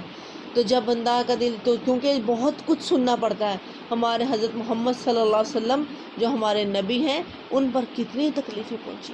آج تو وہ نہیں ہے، کتنی تکلیفیں پہنچی، کتنا کچھ انہوں نے برداشت کیا، کس لیے؟ صرف ہمارے لیے، تو اپنا اللہ تعالیٰ کا پیغام پہنچانے کے لیے اتنی تکلیفیں برداشت کی نا کہ ہم تک اللہ کا پیغام پہنچ جائے۔ تو اسی طرح سے ہی ان کے جو امت جتنی بھی ایک جماعت، جیسے کہ اللہ تعالیٰ کا فرمان ہے کہ قیامت تک کے لیے ایک جماعت ایسی ہوگی جو اس پیغام کو آگے پہنچاتی رہے گی۔ یہ اللہ تعالیٰ نے کام سونپا ہوا ہے اپنے امتیوں پر، اپنے نبی کی حضرت محمد صلی اللہ علیہ وسلم جو آخری نبی ہے ان کے امتیوں پر یہ کام سونپ دیا، ان کے ذمے لگا دیا یہ کام کہ اللہ کے قرآن کو سیکھنا ہے، اس دعوت حق کو آگے تک پہنچاتے رہنا ہے، یہ فرض، یہ وراثت ہے ہمارے پاس۔ اور اللہ کے نبی کے ورثاء عالم ہیں، علماء ہیں، ان کا کام ہے کہ اللہ کے دین کو سیکھیں اور ان کو آگے تک پہنچائیں۔ تو جب یہ کام کریں گے تو پھر تکلیفیں برداشت کرنی پڑیں گی میری پیاری بہنوں۔ پھر تکلیفوں سے ڈر کر صرف اتنا ہی سی کہ کوئی ناراض نہ ہو تو ان کو خوش کرنے کے لیے اللہ کو ناراض کرتے رہیں، تو اس طرح سے تو ہم اللہ کے دین کا پیغام نہیں پہنچا سکیں گے، اللہ کے دین کو نہیں پھیلا سکیں گے۔ تو انشاءاللہ ہم نے یہ اپنی ذمہ داری بنانی ہے، ہمیں سمجھنا کہ ہم ورثاء ہیں اللہ کے نبی کے، اور ہم نے یہ اپنا حق ادا کرنا ہے۔ اللہ تعالیٰ ہمیں صحیح معنوں میں اپنا حق ادا کرنے کی توفیق عطا فرمائے۔ اللہ تعالیٰ ہمیں ثابت قدم رکھے، اللہ ہمیں صبر دے، اللہ تعالیٰ ہمیں صحیح معنوں میں، اللہ ہمیں اتنا فہم دے دے کہ صحیح معنوں میں ہم تیرے دین کو سیکھ سکیں اور اس کو آگے پہنچا سکیں۔ اللہ تعالیٰ ہمیں ان لوگوں میں شمار فرمائے اور اللہ تعالیٰ ہمیں اپنے لیے چن لے، اپنے دین کے لیے۔ اللہ تعالیٰ اپنے دین کا کام ہم سے لے صحیح معنوں میں، جس طرح سے اللہ چاہتا ہے، جس طرح اللہ پسند کرتا ہے، اور اللہ صبر دے اور ثابت قدم رکھے کہ ہم سب کا مقابلہ کر سکیں۔ الحمدللہ سورہ یونس ہماری مکمل ہوئی۔ اللہ تعالیٰ ہمیں باعمل بنائے اور اللہ عمل کی توفیق عطا فرمائے۔ آپ نے دیکھا ہوگا اس کے اندر بار بار یہی تاکید کی گئی ہے کہ شرک نہیں کرنا، توحید کی ہی تاکید کی گئی ہے بار بار۔ سارے پچھلی جو ہم نے پیچھے پڑھا ہے سارا کچھ وہی دوبارہ رپیٹ کیا گیا ہے، صرف اللہ تعالیٰ کے اس لیے بار بار رپیٹ کیا گیا ہے، تاکید کی جا رہی ہے کہ اللہ تعالیٰ کے ساتھ شرک نہ کسی کو ٹھہرایا جائے، کوئی بھی مشرک نہ ہو، توحید پرست بن جائے۔ کل کو یہ نہ کہے کہ ہم تک بات نہیں پہنچی، ہمیں پتہ نہیں چلا۔ اس لیے اللہ تعالیٰ بار بار جو ہے وہ پچھلے انبیاء کے واقعات بتا رہے ہیں، پچھلے انبیاء ہمیں یہ احساس دلا رہے ہیں کہ کہیں تم ایسا نہ کر بیٹھنا، انہوں نے ایسے کیا، تم کہیں سرکشی نہ کر بیٹھنا، اللہ تعالیٰ کی توحید پر چلتے رہنا اور کہیں شرک نہ کر بیٹھنا۔ صرف مشرک ہونے کی وجہ سے، شرک کرنے کی وجہ سے ان پر عذاب آئے اور اللہ تعالیٰ نے ان کو ناپسند کیا، تو تم اللہ تعالیٰ کے برگزیدہ بندے بن جانا، موحد بن کر، توحید پرست بن کر، اور اللہ تعالیٰ کا پیغام پہنچانے والے بن جانا۔ اللہ تعالیٰ ہمیں صحیح معنوں میں عمل کرنے کی توفیق عطا فرمائے۔ آگے ہم سورۃ ہود شروع کرتے ہیں۔ سورہ ہود یہ بھی مکی ہے، مکہ میں نازل کی گئی۔ اس کے اندر بھی زیادہ جو ہے وہ یہی احکامات ہیں، توحید کے ہی بارے میں ہے یہ بھی۔ بسم اللہ الرحمن الرحیم۔ الف لام را کتاب احکمت آیاتہ ثم فصلت من لدن حکیم خبیر۔ الف لام را، یہ کتاب ایسی کتاب ہے کہ اس کی آیتیں جو ہیں وہ محکم کی گئی ہیں، پھر صاف صاف بیان کی گئی ہیں ایک حکیم باخبر کی طرف سے۔ یہ حکمت والا باخبر ہے جس کی طرف سے صاف صاف واضح آیات بیان کی گئی ہیں، اتنی محکم اور پختہ ہے کہ ان کی ترکیب اور معنی میں کوئی خلل ہی نہیں ہے۔ پھر اس میں احکام، شریعت، نصیحت اور واقعات، عقائد، ایمانیات، آداب، اخلاق جس طرح وضاحت اور تفصیل سے بیان کیے گئے ہیں، پچھلی کسی کتابوں میں ایسا کچھ بھی نہیں، ان پچھلی کتابوں میں نظر نہیں آتی جتنی زیادہ ان کے اندر وضاحت اس کتاب قرآن پاک کے اندر، کیونکہ آیا ہے نا کہ وہ پچھلی کتابوں کی بھی تصدیق کرنے والے ہیں۔ پچھلی کتابوں کے اندر بھی جتنے احکامات تھے وہ بھی سارے احکامات، کیونکہ ساروں کا ایک ہی مقصد تھا، سارے انبیاء کا ایک ہی مقصد تھا، سارے اللہ تعالیٰ کی توحید ہی بیان کرنے والے تھے، ایک اللہ کی طرف ہی لانے والے تھے، مقصد سب کا ایک ہی تھا۔ تو اس کے اندر ہر طرح کے احکام، شریعت، نصیحتیں، قصے، عقیدے، ایمانیات، آداب، اخلاق سب کی وضاحت تفصیل کے ساتھ بیان کی گئی ہے قرآن کے اندر۔ اللہ تعالیٰ ہمیں صحیح معنوں میں پڑھنے کی، عمل کرنے کی توفیق عطا فرمائے۔ اللہ تعبدوا الا اللہ اننی لکم منہ نذیر بشیر، یہ کہ اللہ کے سوا کسی کی عبادت نہ کرو، میں تم کو اللہ کی طرف سے ڈرانے والا اور بشارت دینے والا ہوں، یعنی کہ اللہ تعالیٰ کے جہنم سے ڈرانے والا اور جنت کی خوشخبری دینے والا ہوں۔ تو اسے ایک اللہ کے علاوہ کسی کی عبادت نہ کرنا۔ اگر انسان اللہ تعالیٰ ہمیں باعمل بنائے اور اللہ تعالیٰ ہمارا فہم کھول دے، جو انسان فہم والا ہے، جو تھوڑا سا اپنے دماغ کو کھول کر پڑھے، تو صرف ایک کلمہ اشہد ان لا الہ الا اللہ وحدہ لا شریک لہ واشہد ان محمدًا عبدہ ورسولہ، صرف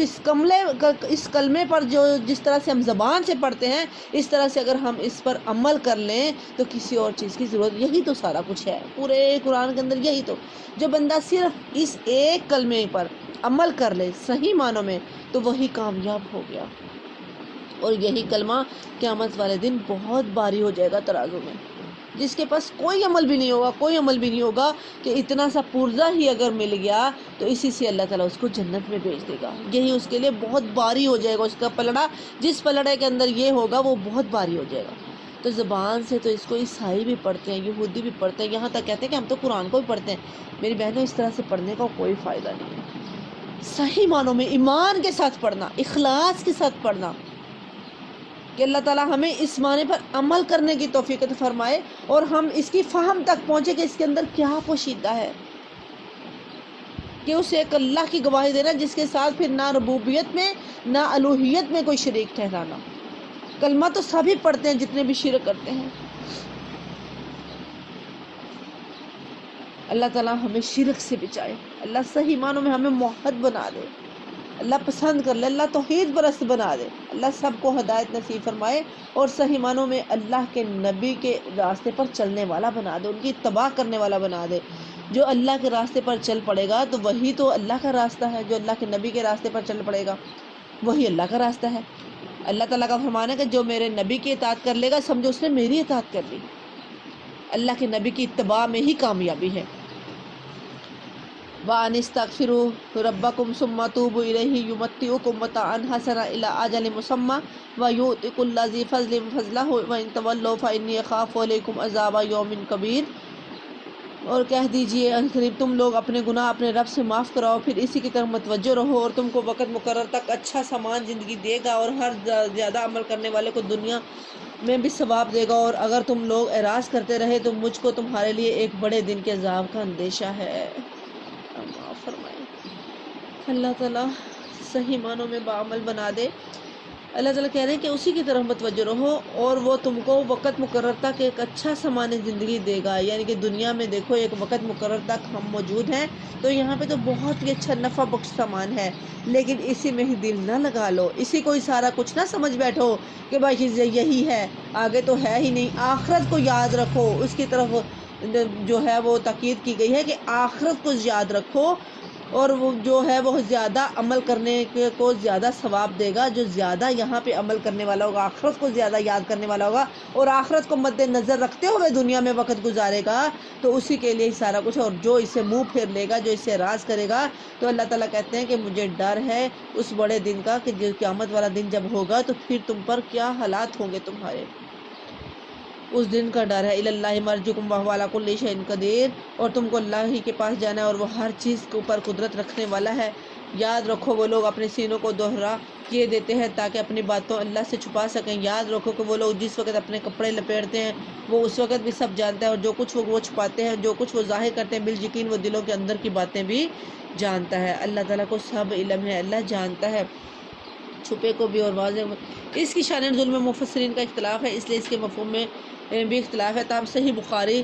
سورہ ہود میں بیان کردہ شان نزول سے معلوم ہوتا ہے کہ یہ ان مسلمانوں کے بارے میں نازل ہوئی ہے جو غلبہ حیا کی وجہ سے قضائے حاجت اور بیوی سے ہم بستری کے وقت برہنہ ہونا پسند نہیں کرتے تھے کہ اللہ تعالیٰ ہمیں دیکھ لے رہا ہے، اس لیے ایسے موقعوں پر وہ شرمگاہ کو چھپانے کے لیے اپنے سینوں کو دوہرا کر لیتے۔ اللہ تعالیٰ نے فرمایا کہ رات کو اندھیرے میں جب وہ بستروں پر اپنے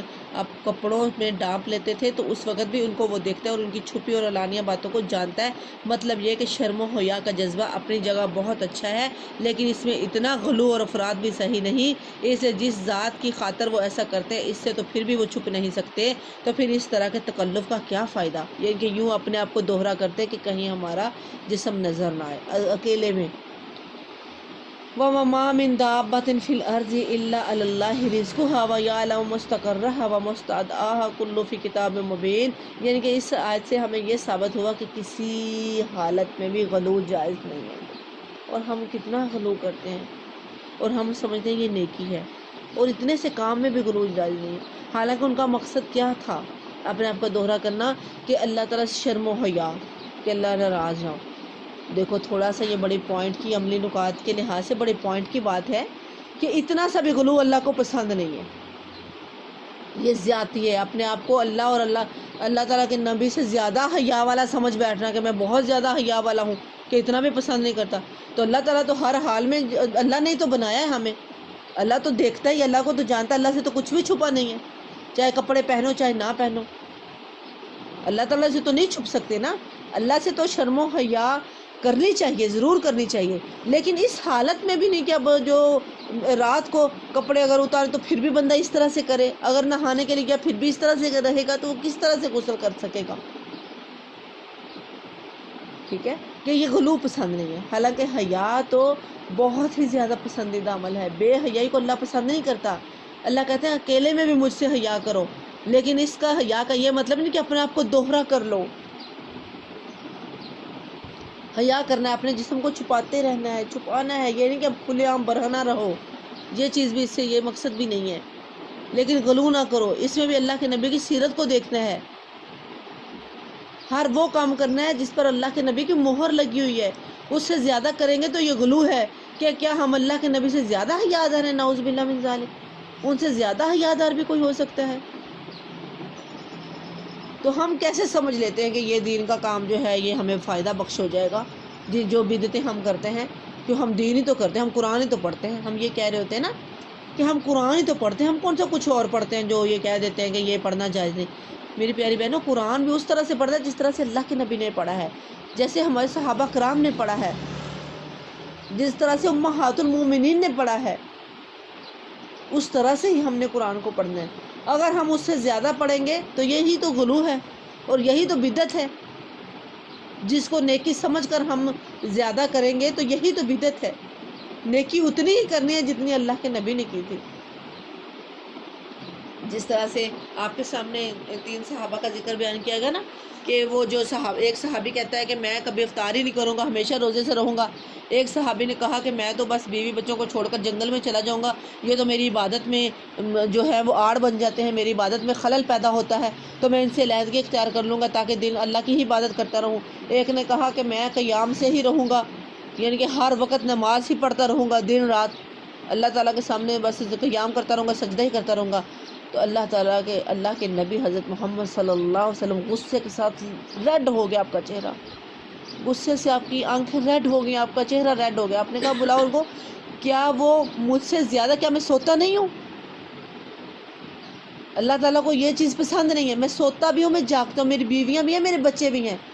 میں ان کو بھی ٹائم دیتا ہوں، میں روزہ بھی رکھتا ہوں، میں چھوڑتا بھی ہوں، افطار بھی کرتا ہوں۔ اللہ تعالیٰ کو یہ چیزیں پسند نہیں ہیں۔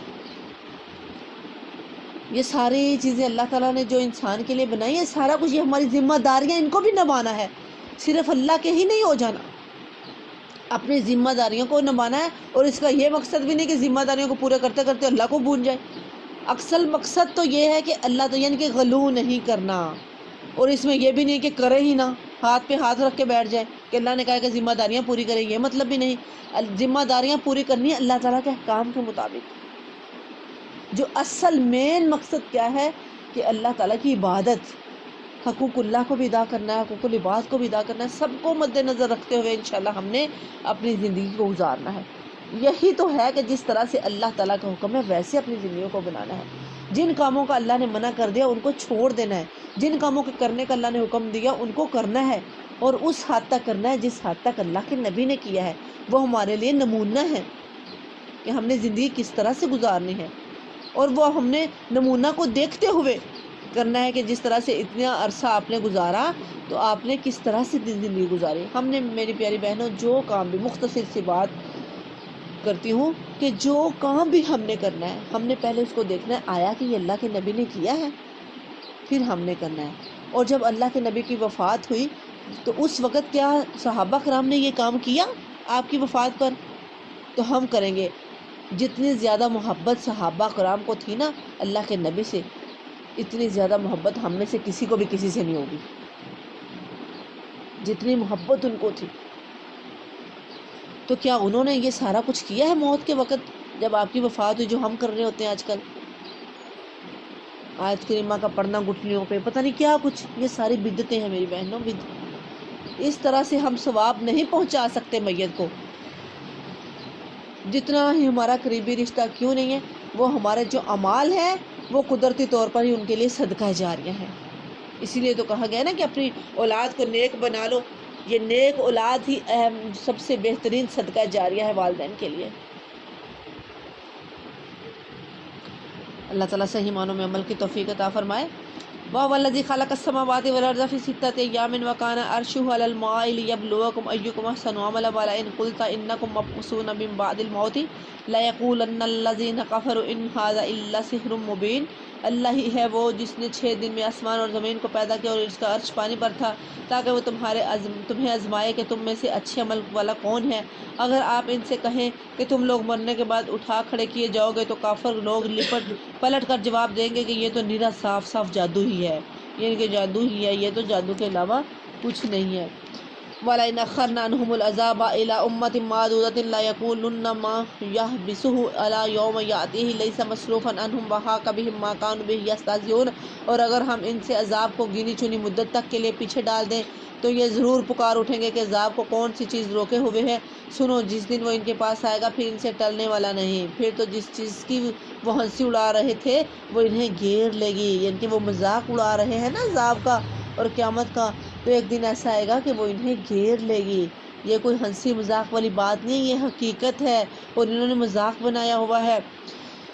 استغفر اللہ، ہر چیز میں مذاق، ہر چیز میں مذاق، تو اللہ تعالیٰ کی گرفت سے وہ بچ نہیں سکتے۔ وَلَئِنْ أَذَقْنَا الْإِنسَانَ مِنَّا رَحْمَةً ثُمَّ نَزَعْنَاهَا مِنْهُ إِنَّهُ لَيَئُوسٌ کفور۔ اگر ہم انسان کو اپنی کسی نعمت کا ذائقہ چکھا کر پھر اسے اس سے لے لیں تو وہ بہت ہی نا امید اور بڑا ہی ناشکرا بن جاتا ہے، یعنی کہ دینے والی تو اللہ کی ذات ہے نا۔ کتنا پیارا پوائنٹ ہے یہ کہ دیتا تو اللہ ہے، جب اللہ دیتا ہے، اللہ تعالیٰ کہتے ہیں جب ہم دیتے ہیں اس وقت اس کو دیکھنے والا ہوتا ہے، جب دیتے ہیں تب دیکھنے والا، جب لیتے ہیں تو تب یہ دیکھنے والا ہوتا ہے کہ اس کے کیا حالات ہوتے ہیں، کہ انسان تو وہی دیتا بھی اللہ ہے، لیتا بھی اللہ ہے، لیکن جب اللہ دیتا ہے تو تب انسان کی کیا کیفیت ہوتی ہے، جب اللہ لیتا ہے تب انسان کی کیا کیفیت ہوتی ہے، کہ وہی چیز ہم نے ہی دی اور یہ اتنا ناشکر ہو جاتا ہے جب ہم اس سے لیتے ہیں۔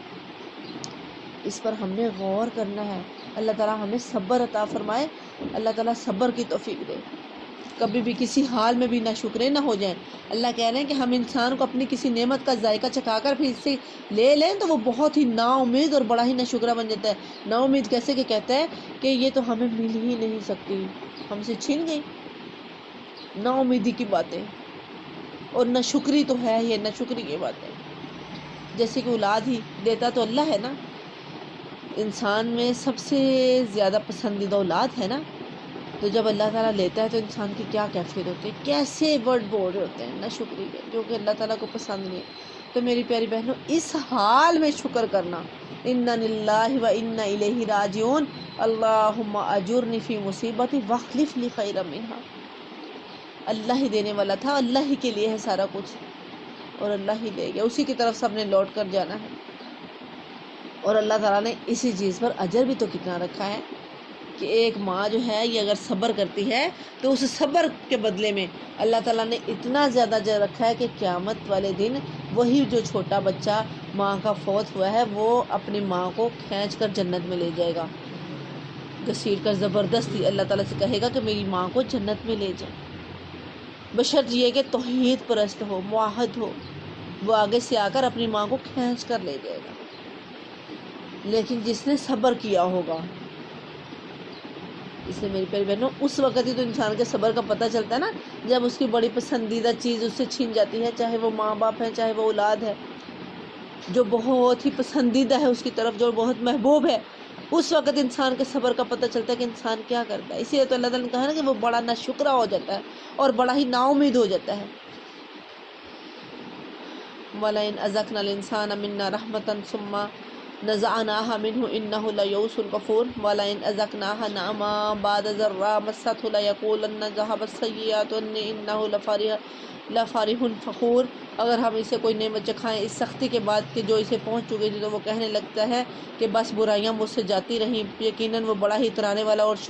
شیخی خور ہو جاتا ہے، یعنی کہ جب وہ تھوڑے سے دن اس کے پاس پہلے ہی تو آتے ہیں ایسے آزمائش کے، پھر جب اس پر نعمتیں آ جاتی ہیں بہت زیادہ تو پھر وہ بہت ہی زیادہ اپنے آپ پر اترانے لگتا ہے کہ بس اب میرے وہ دن گئے اور اب میرے پاس جو وہ شیخی میں آ جاتا ہے۔ تو اللہ تعالیٰ کو یہ بھی پسند نہیں، ہر حال میں اللہ تعالیٰ کا شکر ادا کرنا چاہیے۔ اللہ کہتے ہیں کہ ایک تو جب چیز لی جاتی ہے اس وقت تنگ دستی کی حالت میں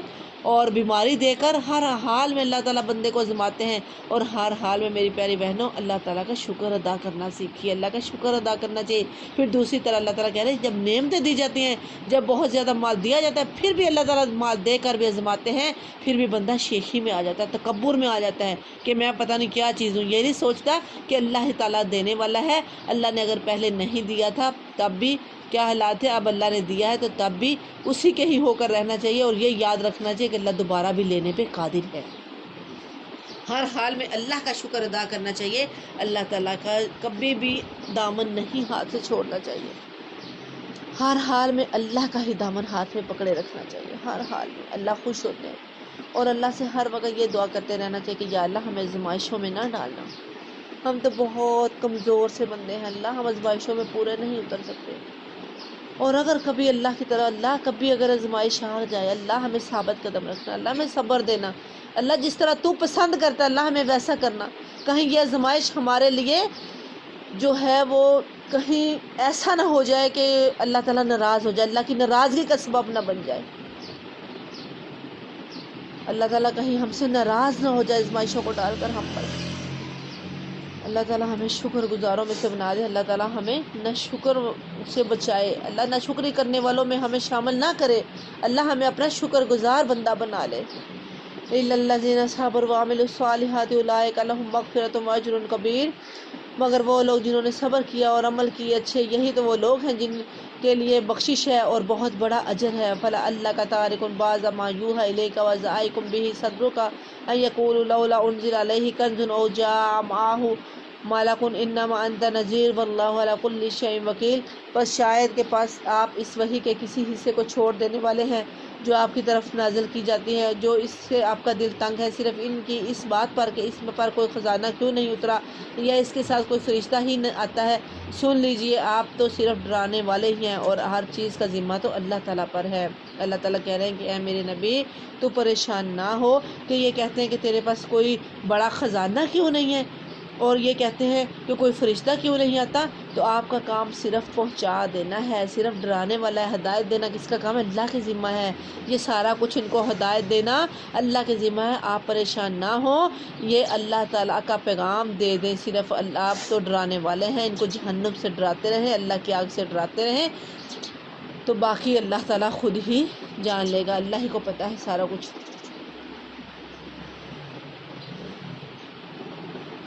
مشرکین نبی صلی اللہ علیہ وسلم کے بارے میں کہتے رہتے تھے کہ اس کے ساتھ کوئی فرشتہ کیوں نازل نہیں ہوتا یا اس کی طرف کوئی خزانہ کیوں نہیں اتارا جاتا، تو ایک دوسرے مقام پر فرمایا گیا ہمیں معلوم ہے کہ یہ لوگ آپ کے بارے میں جو باتیں کہتے ہیں ان سے آپ کا سینہ تنگ ہوتا ہے، آپ پریشان ہو جاتے ہیں، تو انہی باتوں کے حوالے سے کہا جا رہا ہے کہ شاید آپ کا سینہ تنگ اور کچھ باتیں آپ کی طرف وحی کی جاتی ہیں اور مشرکین پر وہ بری گزرتی ہیں، ممکن ہے آپ وہاں انہیں سنانا پسند نہ کریں، آپ کا کام صرف انذار و تبلیغ ہے، آپ ہر صورت میں کیے جائیں، اور تو جو صحیح والا ہے۔ باقی جو امام ابن کثیر کہتے ہیں کہ پہلے اللہ تعالیٰ نے چیلنج دیا کہ اگر تم اپنے اس وعدے میں سچے ہو کہ یہ محمد صلی اللہ علیہ وسلم کا بیان ہوا قرآن ہے تو اس کی نظیر پیش کر کے دکھلا دو، تو تم جس کی چاہو مدد حاصل کر لو، لیکن تم کبھی ایسا نہیں کر سکو گے۔ اعلان کر دیجئے اگر تم انسان اور کل جنات مل کر اس قرآن کے مثل لانا چاہیں تو ان سب سے اس کے مثل لانا مشکل ہے، گو آپس میں ایک دوسرے کے مددگار بھی بن جائیں۔ اس کے بعد اللہ تعالیٰ نے یہ چیلنج دیا کہ پورا قرآن بنا کر پیش نہیں کر سکتے تو 10 صورتیں ہی بنا کر پیش کر دو، جیسا کہ اس مقام پر ہے۔ پھر تیسرے چیلنج پر نمبر پر یہ چیلنج دیا گیا کہ چلو ایک صورت ہی بنا کر پیش کر دو، جیسا کہ سورہ یونس میں اور سورہ بقرہ میں ہم پڑھ چکے ہیں۔ آخری چیلنج یہ ہو سکتا ہے کہ اس جیسی ایک بات ہی بنا کر پیش کر دو، ایک آیت ہی بنا کر دے دو، مگر ترتیب نزول سے چیلنج کی اس ترتیب کی قاعدے کہ واللہ عالم اس کا کیا مطلب ہے، واللہ عالم اللہ ہی جانتے ہیں۔ فَإِن لَّمْ يَسْتَجِيبُوا لَكُمْ فَاعْلَمُوا أَنَّمَا أُنزِلَ بِعِلْمِ اللَّهِ وَأَن لَّا إِلَٰهَ إِلَّا هُوَ فَهَلْ أَنتُم مُّسْلِمُونَ، پھر اگر وہ تمہاری اس بات کو قبول نہ کریں تو تم یقین سے جان لو کہ یہ قرآن اللہ کے علم کے ساتھ اتارا گیا ہے، اور وہ یہ کہ اللہ کے سوا کوئی معبود نہیں، پس کیا تم مسلمان ہوتے ہو؟ جو شخص دنیا کی زندگی اور اس کی زینت پر فریفتہ ہوا چاہتا ہے تو ہم ایسوں کو ان کے کل اعمال کا بدلہ یہیں بھرپور پہنچا دیتے ہیں اور یہاں انہیں کوئی کمی نہیں کی جاتی۔ ہاں یہی وہ لوگ ہیں جن کے لیے آخرت میں سوائے آگ کے اور کچھ نہیں، اور جو کچھ انہوں نے یہاں کیا ہوگا وہاں سب ضائع ہوگا، اور جو کچھ ان کے اعمال تھے سب برباد ہونے والے ہیں۔ اللہ تعالیٰ محفوظ فرمائے، یعنی کہ جو دنیا کی زندگی میں زینت کو پر فریفتہ ہیں اور دنیا کی زندگی کو اتنا پسند کرتے ہیں کہ کیونکہ شیطان نے اس کو بڑا مزین کیا ہوا ہے نا، اور اللہ تعالیٰ کی طرف سے آزمائش بھی ہے کہ بڑی یہ زینت والی چیز ہے، لیکن اللہ بار بار یہی کہہ رہے ہیں کہ یہ مہمان خانہ ہے، اس میں دل نہ لگاؤ، مگر نہ ہو جو شیطان جو ہے اسے بہت زیادہ مزین کر کے دکھاتا ہے، اسے خوبصورت کر کے دکھاتا ہے کہ یہ لوگ اس کی طرف آئیں گے تو پھر ہی یہ میرے ساتھی بنیں گے، کیونکہ اس نے وعدہ کیا ہوا ہے اللہ سے۔ تو اللہ تعالیٰ کہہ رہے ہیں کہ جو دنیا کی زندگی چاہتا ہے اس کو آخرت میں کچھ نہیں ملے گا سوائے آگ کے۔ وہ آخرت میں صرف دنیا اس کو دے دی جائے گی، جو وہ پسند کرتا ہے اس کو سارا کچھ دیا جائے گا۔ اس لیے میری پیاری بہنوں، کسی دنیا دار کو دے کر یہ نہیں سوچنا چاہیے کہ اس پر اتنے انعامات کیے گئے ہیں تو ہم اگر ہم اللہ کی عبادت کرتے ہیں تو ہم اس سے محروم ہیں، نعوذ باللہ من ذالک، ایسا کبھی سوچنا بھی نہیں ہے۔ اللہ تعالیٰ دنیا آخرت کی بلائی، ہمیشہ اللہ سے دنیا آخرت کی بلائیاں مانگا کرو، اللہ دنیا میں بھی ہم سرخرو فرمانا اور آخرت میں بھی ہمیں سرخرو فرمانا، اللہ کہیں آخرت میں ہمارے اعمال ضائع نہ ہو جائیں۔ کیا وہ شخص جو اپنے رب کے پاس کی دلیل پر ہو اور اس کے ساتھ اللہ کی طرف کا گواہ ہو اور اس سے پہلے موسیٰ کی کتاب جو گواہ جو پیشوا اور رحمت ہے اوروں کے برابر ہو سکتا ہے؟ یہی لوگ ہیں جو اس پر ایمان رکھتے ہیں، اور تمام فرقوں میں سے جو بھی اس کا منکر ہو اس کے آخری وعدے کی جگہ جہنم ہے، پس تو اس میں کسی قسم کے شبہ میں نہ رہے، یقیناً یہ تیرے رب کی جانب سے سراسر برحق ہے، لیکن اکثر لوگ ایمان لانے والے نہیں ہوتے۔ وَمَنْ أَظْلَمُ مِمَّنِ افْتَرَىٰ عَلَى اللَّهِ كَذِبًا أُولَٰئِكَ يُعْرَضُونَ عَلَىٰ رَبِّهِمْ وَيَقُولُ الشَّهَادَةُ هَٰؤُلَاءِ الَّذِينَ كَذَبُوا عَلَىٰ رَبِّهِمْ أَلَا لَعْنَةُ اللَّهِ عَلَى الظَّالِمِينَ۔ اس سے بڑھ کر ظالم کون ہوگا؟ جو اللہ پر جھوٹ باندھتے ہیں، یہ لوگ اپنے پروردگار کے سامنے پیش کیے جائیں گے اور سارے گواہ کہیں گے کہ یہ وہ لوگ ہیں جنہوں نے اپنے پروردگار پر جھوٹ باندھا۔ خبردار ہو کہ اللہ کی لعنت ہے ظالموں پر۔ الذین یصدون عن سبیل اللہ ویبغونہا عوجا وہم بالآخرۃ ہم کافرون۔ جو اللہ کی راہ سے روکتے ہیں اور اس میں کجی تلاش کر لیتے ہیں، یہی آخرت کے منکر ہیں۔ اولئک لم یکونوا، یعنی کہ چھوٹی چھوٹی سی بات میں کجی تلاش کر لینا، نہ ہیلے بہانے تلاش کر لینا اللہ کے حکم کے آگے کہ یہ ایسے نہیں ویسے نہیں، یہ سارا کچھ ہے کہ اللہ کی راہ سے روکتے ہیں اور اس میں کجی تلاش کرتے ہیں، یہی تو آخرت کے منکر ہیں۔ اولئک لم یکونوا معجزین فی الارض وما کان لهم من دون اللہ من اولیاء یضاعف لهم العذاب ما كانوا یستطیعون السمع وما كانوا یبصرون۔ نہ یہ لوگ دنیا میں اللہ کو ہر اس کے اور نہ ہی ان کا کوئی حمایتی اللہ کے سوا ہوگا، ان کے لیے عذاب دگنا کیا جائے گا، نہ یہ کہ سننے کی طاقت رکھتے تھے اور نہ یہ کہ دیکھتے ہی تھے۔ اولئک الذین خسروا انفسهم وضل عنهم ما كانوا یفترون۔ یہی ہیں جنہوں نے اپنا نقصان آپ کر لیا اور وہ سب کچھ ان سے کھو گیا جو انہوں نے گڑھ رکھا تھا۔ لا جرم انہم فی الآخرۃ هم الاخسرون۔ بے شک یہی لوگ آخرت میں ضیاء کار ہوں گے، گھاٹا پانے والے ہوں گے، ان کے سارے اعمال ضائع ہو گئے ہوں گے۔ ان الذین آمنوا وعملوا الصالحات واخبتوا الی ربہم اولئک اصحاب الجنہ ھم فیہا خالدون۔ یقیناً جو لوگ ایمان لائے، انہوں نے کام بھی نیک کیے اور اپنے پالنے والے کی طرف جھکتے بھی رہے، وہی تو جنت میں جانے والے ہیں اور جہاں وہ ہمیشہ ہی رہنے والے ہیں۔ اللہم اجعلنا منہم۔ مثل الفریقین کالاعمی والاصم والبصیر والسمیع هل یستویان مثلا افلا تذکرون۔ ان دونوں فرقوں کی مثال اندھے، بہرے اور دیکھنے سننے والے جیسی ہے، کیا یہ دونوں مثال میں برابر ہیں؟ کیا پھر بھی تم نصیحت حاصل نہیں کرتے؟ وَلَقَدْ أَرْسَلْنَا نُوحًا إِلَىٰ قَوْمِهِ إِنِّي لَكُمْ نَذِيرٌ مُّبِينٌ۔ یقیناً ہم نے نوح علیہ السلام کو اس کی قوم کی طرف رسول بنا کر بھیجا کہ میں تمہیں صاف صاف ہوشیار کر دینے والا ہوں۔ اللہ تعبدوا الا اللہ انی اخاف علیکم عذاب یوم، کہ تم صرف اللہ ہی کی عبادت کرو، مجھے تو تم پر دردناک دن کے عذاب کا خوف ہے۔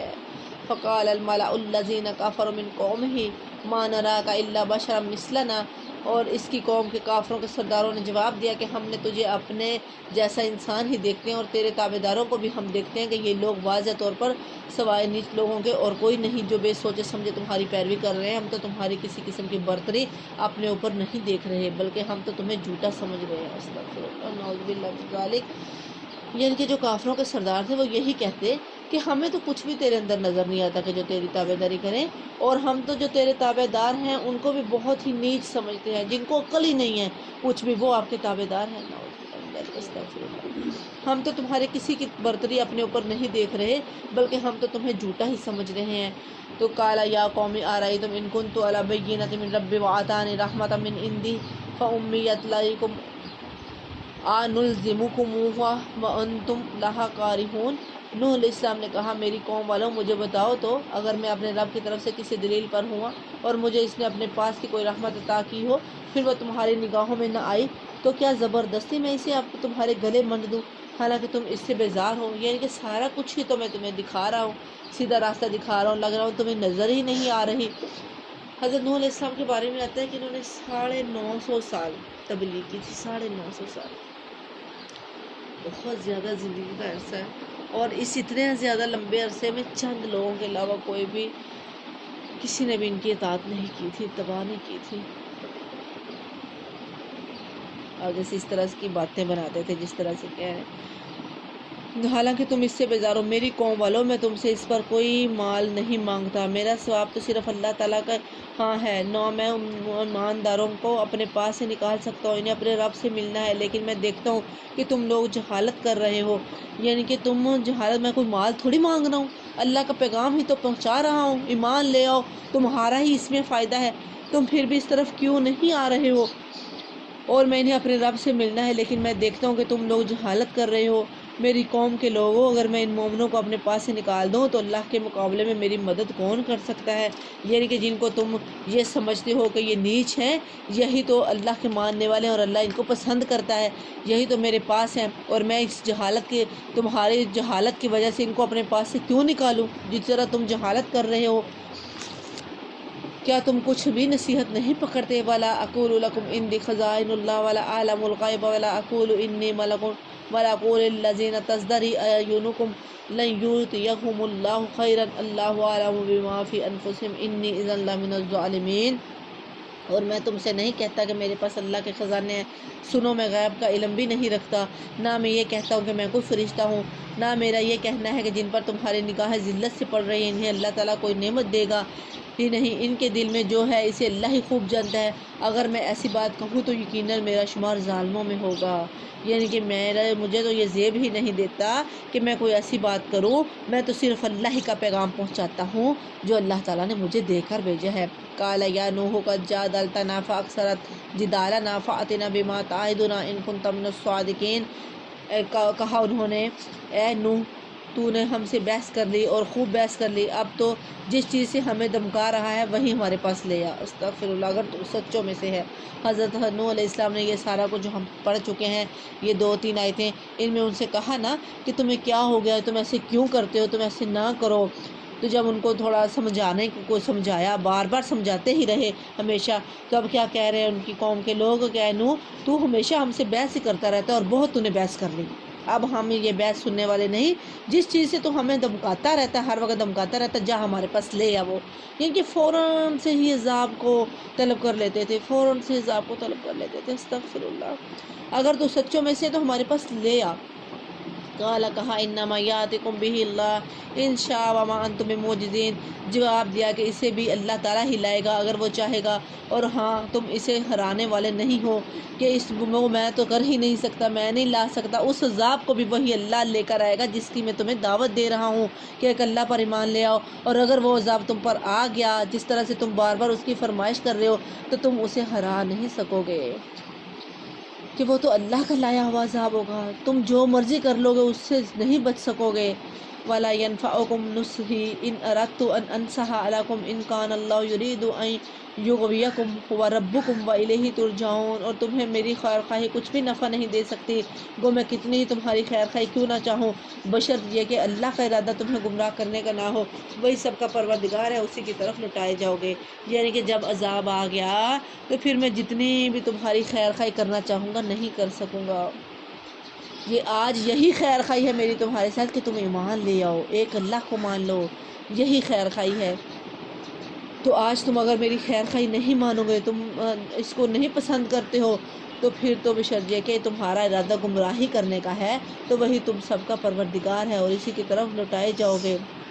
ہم یقولون افتراہ قل ان افتریتہ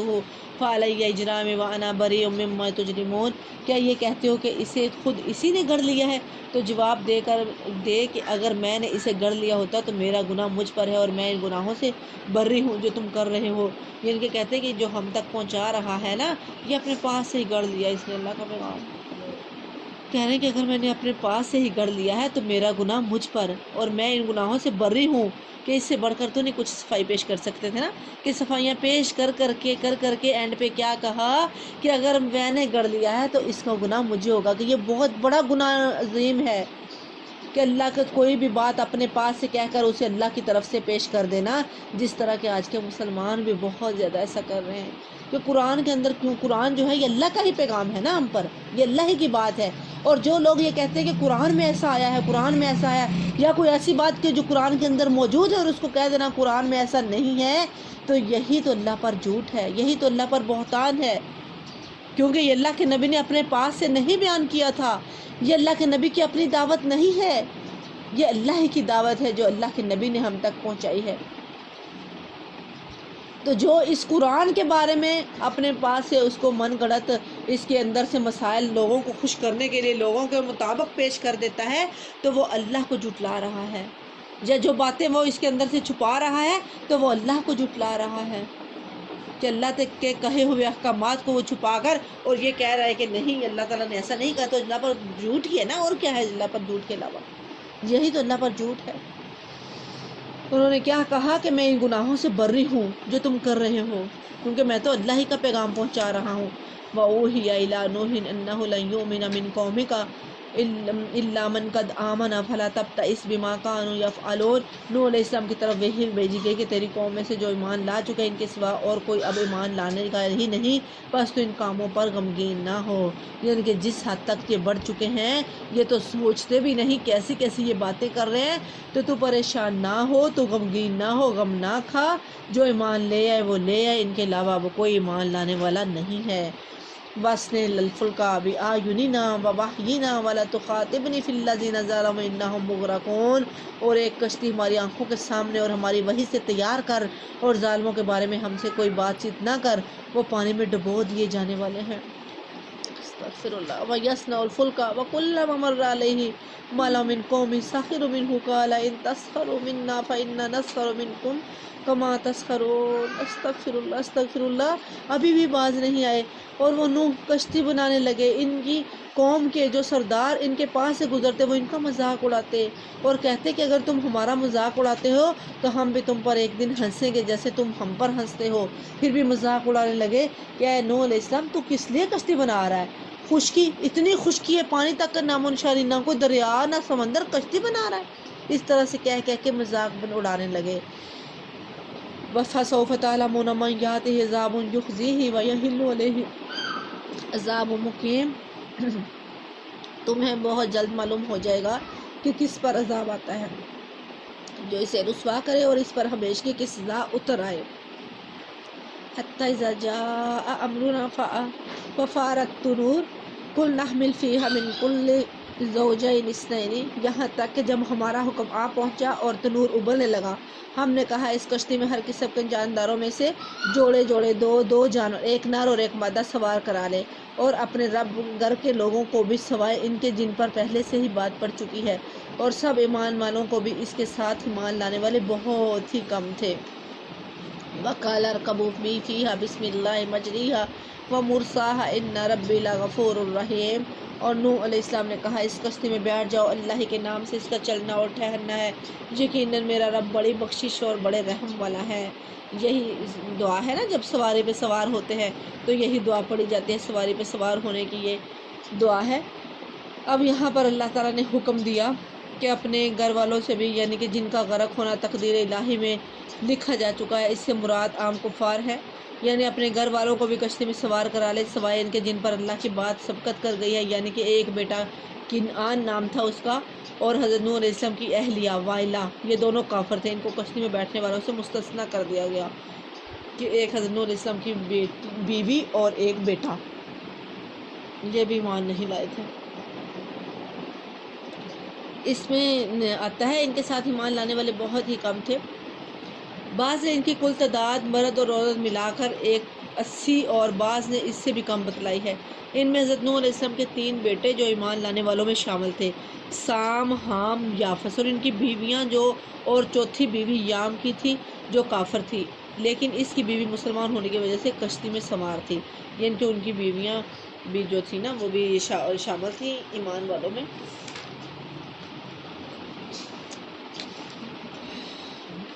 وَقَالَ ارْكُبُوا فِيهَا بِسْمِ اللَّهِ مَجْرَاهَا وَمُرْسَاهَا إِنَّ رَبِّي لَغَفُورٌ رَحِيمٌ وَهِيَ تَجْرِي بِهِمْ فِي مَوْجٍ كَالْجِبَالِ وَنَادَىٰ نُوحٌ ابْنَهُ۔ اور کشتی انہیں پہاڑوں جیسی موجوں میں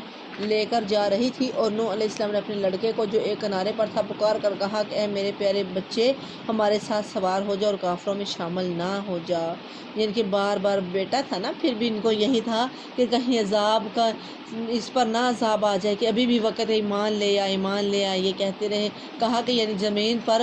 پانی تھا، حتیٰ کہ پہاڑ بھی پانی میں ڈوبے ہوئے تھے۔ یہ کشتی حضرت نوح علیہ السلام اور ان کے ساتھیوں کو اپنے دامن میں سمیٹے اللہ کے حکم سے ان کی حفاظت میں پہاڑ کی طرح رواں دواں تھی، ورنہ اتنے طوفانی پانی میں کشتی کی حیثیت ہی کیا ہوتی ہے۔ اسی لیے دوسرے مقام پر اللہ تعالیٰ نے اسے بطور احسان فرمایا کہ جب پانی میں طغیانی آ گئی تو اس وقت ہم نے تمہیں کشتی میں چڑھا لیا تاکہ اسے تمہارے لیے نصیحت اور یادگار بنا دیں، تاکہ یاد رکھنے والے کان اسے یاد رکھیں۔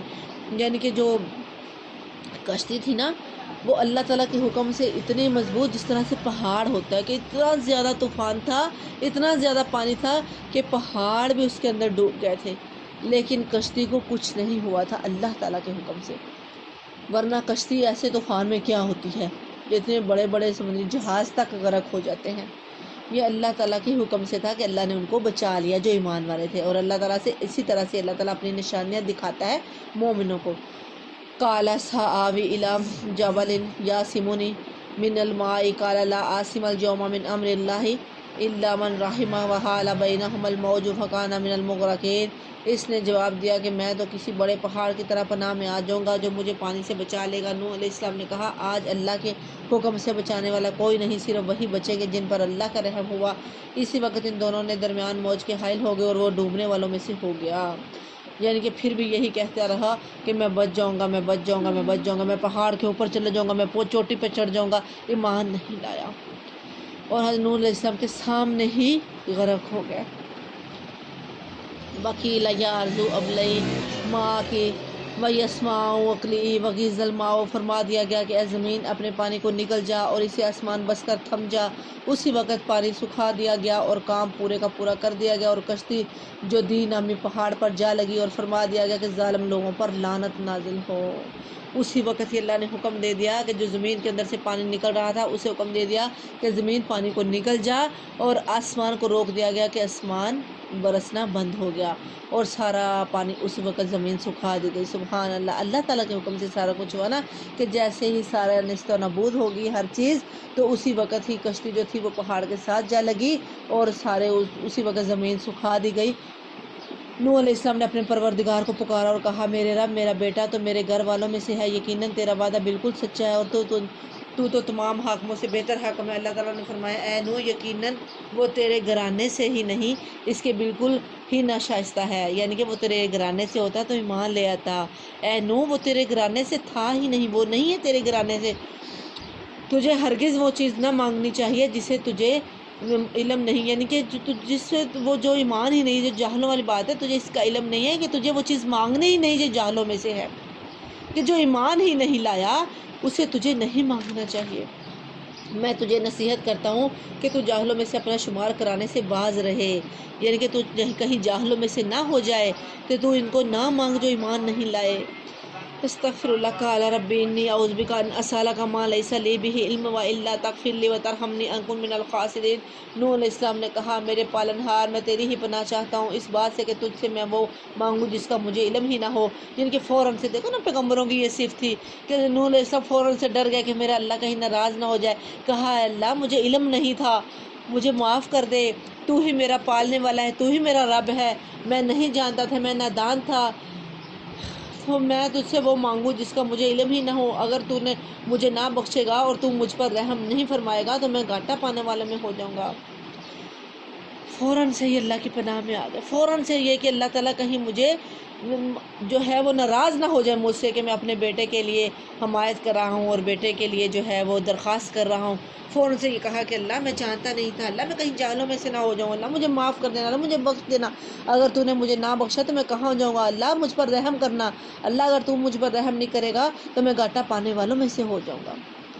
کتنی پیاری دعا ہے، فوراً سے ہی کہنا شروع ہو گیا۔ اس دعا کو انڈر لائن کر کے یاد کرنا ہے۔ فرما دیا گیا کہ اے نوح علیہ السلام، ہماری جانب سے سلامتی اور ان برکتوں کے ساتھ اتر جو تجھ پر ہے، اور تیرے ساتھ کی بہت سی جماعتوں پر بہت سی وہ امتیں ہوں گی جنہیں ہم فائدہ تو ضرور پہنچائیں گے، لیکن پھر انہیں ہماری طرف سے دردناک عذاب پہنچے گا۔ میری پیاری بہنوں، یہاں پر بھی تھوڑی سی بات آپ کو بتا دیتی ہوں اسی آیت سے جو ہمیں ملتی ہے، کہ آج کل کے جو مسلمان ہیں مشرکین، وہ کس طرح سے کہتے ہیں کہ ہم آپ کو بچا لیں گے۔ ایسے کہتے ہیں نا بہت زیادہ مشرک جو اپنے آپ کو کچھ منوانے والے ہوتے ہیں کہ ہم پتہ نہیں کیا چیز ہے، وہ کہتے ہیں کہ ہم آپ کو بچا لیں گے قیامت والے دن، تمہیں نماز پڑھنے کی ضرورت نہیں ہے، ہم آپ کے حصے کی نماز پڑھ رہے ہیں، آپ ہمارا ایک جھنڈا ہوگا، تم ہمارے جھنڈے تلے ہوگے۔ اور ویسے ہی پچھلے جو ہیں وہ لوگ جو کہ ان کی پیروی کرنے والے، ان کو ماننے والے، وہ بھی فٹافٹ سے ان کی بات کو مان لیتے ہیں اور یہ کہتے ہیں کہ ہمیں کوئی ضرورت نہیں ہے عبادت کرنے کی، ہمارے حصے کی وہ سارے باتیں کر رہے ہیں، ہمیں نماز پڑھنے کی ضرورت نہیں، ہمارے حصے کی وہ پڑھ رہے ہیں، اور ہمیں تو کوئی ضرورت نہیں ہے پریشان ہونے کی، ہم تو ان کے جھنڈے تلے ہوں گے۔ یہاں پہ تو پیغمبر جو ہیں ان کو اپنی اولاد کے لیے جو ہے وہ اجازت نہیں ہے کہ اپنی اولاد کے لیے ہی جو یہ کہہ دیں کہ ان کو بخش دینا، یا ان کو جو ہے یہ ایمان والوں ان کو نہ اللہ تعالیٰ عذاب میں شامل کرنا، ان پر عذاب نہ آئے، ان کو عذاب سے بچا لینا۔ تو یہ پیغمبروں سے بڑھ کر تو کوئی نہیں ہے، تو پھر کس طرح سے ہم جو ہے وہ فوراً سے ان باتوں پر یقین کر لیتے ہیں۔ اللہ تعالیٰ ہمیں صحیح معنوں میں جو ہے وہ اللہ تعالیٰ کی وحدانیت پر ایمان لانے کی توفیق دے دے کہ اللہ کی وحدانیت کیا ہے، اللہ صحیح معنوں میں ہمیں الوہیت پر قائم رہنے کی توفیق دے دے کہ ہم بالکل صحیح معنوں میں جس طرح سے اللہ تعالیٰ چاہتا ہے اس طرح سے ہم اللہ تعالیٰ کو ربوبیت میں بھی الوہیت میں بھی ایک مان لیں اور اللہ کی ہی عبادت کرنے والے بن جائیں۔ فرما دیا گیا کہ اے نوح ہماری جانب سے سلامتی اور ان برکتوں کے ساتھ اتر جو تجھ پر ہیں اور تیرے ساتھ کی بہت سی جماعتوں پر، اور بہت سی وہ امتیں ہوں گی جنہیں ہم فائدہ تو ضرور پہنچائیں گے لیکن پھر انہیں ہماری طرف سے دردناک عذاب پہنچے گا۔ یہ خبریں غیب کی خبروں میں سے ہیں جن کی وحی ہم آپ کی طرف کرتے ہیں۔ پھر دوبارہ اللہ تعالیٰ نبی صلی اللہ علیہ وسلم کے مخاطب ہوئے کہ یہ ساری خبریں جو ہیں یہ کوئی اللہ کے نبی جانتے تھے؟ یہ تو بہت پچھلی امتوں کی ہیں نا۔ تو اللہ تعالیٰ کہہ رہے ہیں یہ ساری خبریں غیب کی خبریں ہیں جن کی وحی ہم آپ کی طرف کرتے ہیں، انہیں اس سے پہلے آپ نہیں جانتے تھے اور نہ ہی آپ کی قوم جانتی تھی، اس لیے آپ صبر کرتے رہیے، یقین مانے کہ انجام کار پرہیزگاروں کے لیے ہے۔ کہ ان ساروں کو عبرت سمجھتے ہوئے یہ جتنے بھی واقعات ہم بتا رہے ہیں یہ صرف اس لیے کہ آپ کی قوم اور آپ اس پر صبر کریں اور یقین رکھیں کہ کہیں اور آپ کا انجام جو ہے وہ متقیوں میں سے ہو جائے۔ اگر اس پر یقین رکھیں گے، صبر کریں گے تو ہی جو ہے وہ متقیوں میں انجام ہوگا۔ وَإِلَىٰ عَادٍ أَخَاهُمْ هُودًا قَالَ يَا قَوْمِ اعْبُدُوا اللَّهَ مَا لَكُمْ مِنْ إِلَٰهٍ غَيْرُهُ إِنْ أَنْتُمْ إِلَّا مُفْتَرُونَ۔ اور قوم عاد کی طرف ان کے بھائی ہود ہم نے بھیجا، اس نے کہا، اور قوم عاد کی طرف ان کے بھائی ہود کو ہم نے بھیجا اور اس نے کہا کہ میری قوم والو اللہ ہی کی عبادت کرو، اس کے سوا تمہارا کوئی معبود نہیں، تم تو صرف بہتان باندھ رہے ہو، اور اے میری قوم میں تم میں سے اس کی کوئی اجرت نہیں مانگتا، میرا اجر اس کے ذمہ ہے جس نے مجھے پیدا کیا، تو کیا پھر بھی تم عقل سے کام نہیں لیتے؟ اے میری قوم کہ لوگوں تم اپنے پالنے والے سے اپنی تقصیروں کے معافی طلب کرو اور اس کی جناب میں توبہ کرو تاکہ وہ برسنے والے بادل تم پر بھیج دے اور تمہاری طاقت پر اور تم طاقت قوت بڑھا دے اور تم جرم کرتے ہوئے روگردانی نہ کرو۔ انہوں نے کہا اے ہود تو ہمارے پاس کوئی دلیل تو لایا نہیں اور ہم صرف تیرے کہنے سے اپنے معبودوں کو چھوڑنے والے نہیں اور نہ ہم تجھ پر ایمان لانے والے ہیں۔ دیکھو ساروں کے یہی حال تھے نا، وہ اللہ کے پیغام کو تو کوئی دلیل ہی نہیں سمجھتے تھے، وہ کہتے کیا دلیل ہے تیرے پیغمبر ہونے کی، تو کوئی دلیل تو ہمارے پاس لایا ہی نہیں۔ استغفر اللہ استغفر اللہ۔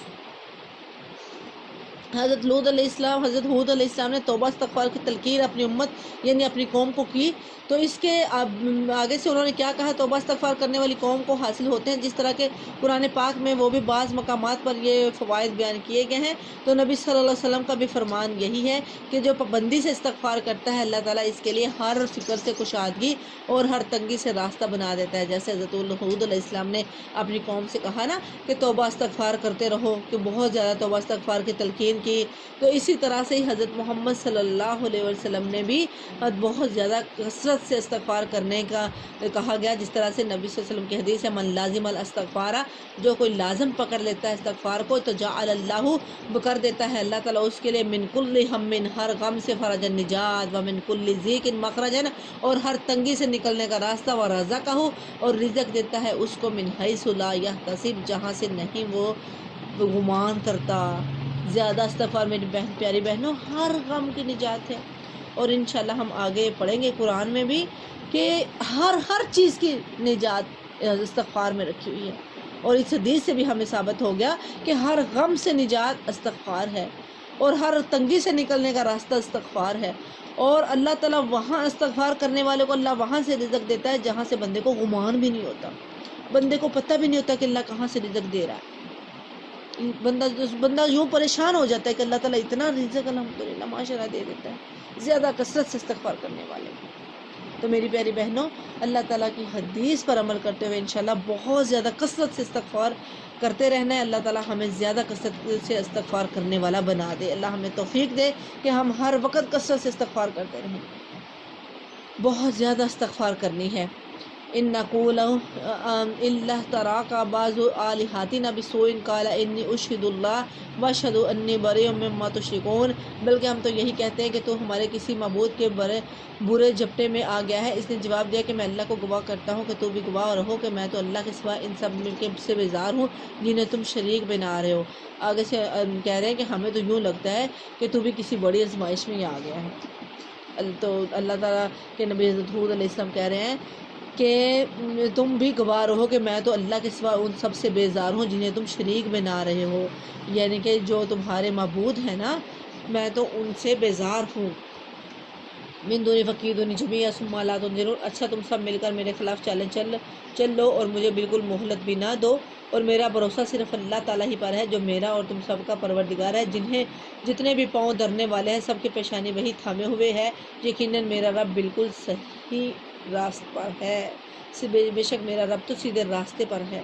اور اسی پر ہی میں چل رہا ہوں، اس نے مجھے اسی پر چلایا ہوا ہے، میں تو اسی کی اتباع کروں گا۔ یعنی جس ذات کے ہاتھ میں ہر چیز کا قبضہ ہے وہی ذات ہے جو میرا اور تمہارا رب ہے، میرا توکل اسی پر ہے۔ مقصد ان الفاظ سے حضرت علیہ السلام کا یہ تھا کہ جن کو تم نے اللہ کا شریک ٹھہرا رکھا ہے ان پر بھی اللہ ہی کا قبضہ ہے، اللہ تعالیٰ ان کے ساتھ جو چاہے کر سکتا ہے، وہ کسی کا کچھ نہیں کر سکتے، یعنی کہ جو تمہارے بت ہے نا یہ کسی کا کچھ نہیں بگاڑ سکتے۔ بس اگر تم روگردانی کرو تو تم کرو، میں تو تمہیں وہ پیغام پہنچا چکا جو دے کر مجھے تمہاری طرف بھیجا گیا تھا، میرا رب تمہارے قائم مقام اور لوگوں کو کر دے گا اور تم سب اس کا کچھ بھی نہ بگاڑ سکو گے، یقیناً میرا پروردگار ہر چیز پر نگہبان ہے۔ یعنی کہ اگر تم اللہ تعالیٰ کی نافرمانی کرتے چلے جاؤ گے تو تمہاری جگہ میرا پروردگار کسی اور کو بسا لے گا، وہ تو اس کام پہ تم اس کا کچھ بھی نہیں بگاڑ سکو گے۔ جب اللہ تعالیٰ کا عذاب آئے گا تو تم کچھ نہیں بگاڑ سکو گے اس کا، یقیناً میرا پروردگار ہر چیز پر نگہبان ہے۔ اور جب ہمارا حکم آ پہنچا تو ہم نے ہود علیہ السلام کو اور اس کے مسلمان ساتھیوں کو اپنی طرح خاص رحمت سے نجات عطا فرمائی اور ہم نے ان سب کو سخت عذاب سے بچا لیا۔ یہ تو ہم پیچھے پڑھ چکے ہیں نا ان پر کیا عذاب آیا۔ وَتِلْكَ عَادٌ جَاهَدُوا بِآيَاتِ رَبِّهِمْ وَعَصَوْا رُسُلَهُ وَاتَّبَعُوا أَمْرَ كُلِّ جَبَّارٍ عَنِيدٍ، اور یہ تھی قوم عاد جنہوں نے اپنے رب کی آیتوں کا انکار کیا اور اس کے رسولوں کی نافرمانی کی اور ہر ایک سرکش نافرمان کے حکم کی تابعداری کی۔ استغفر اللہ۔ پھر ان پر تیز آندھی کا عذاب آیا تھا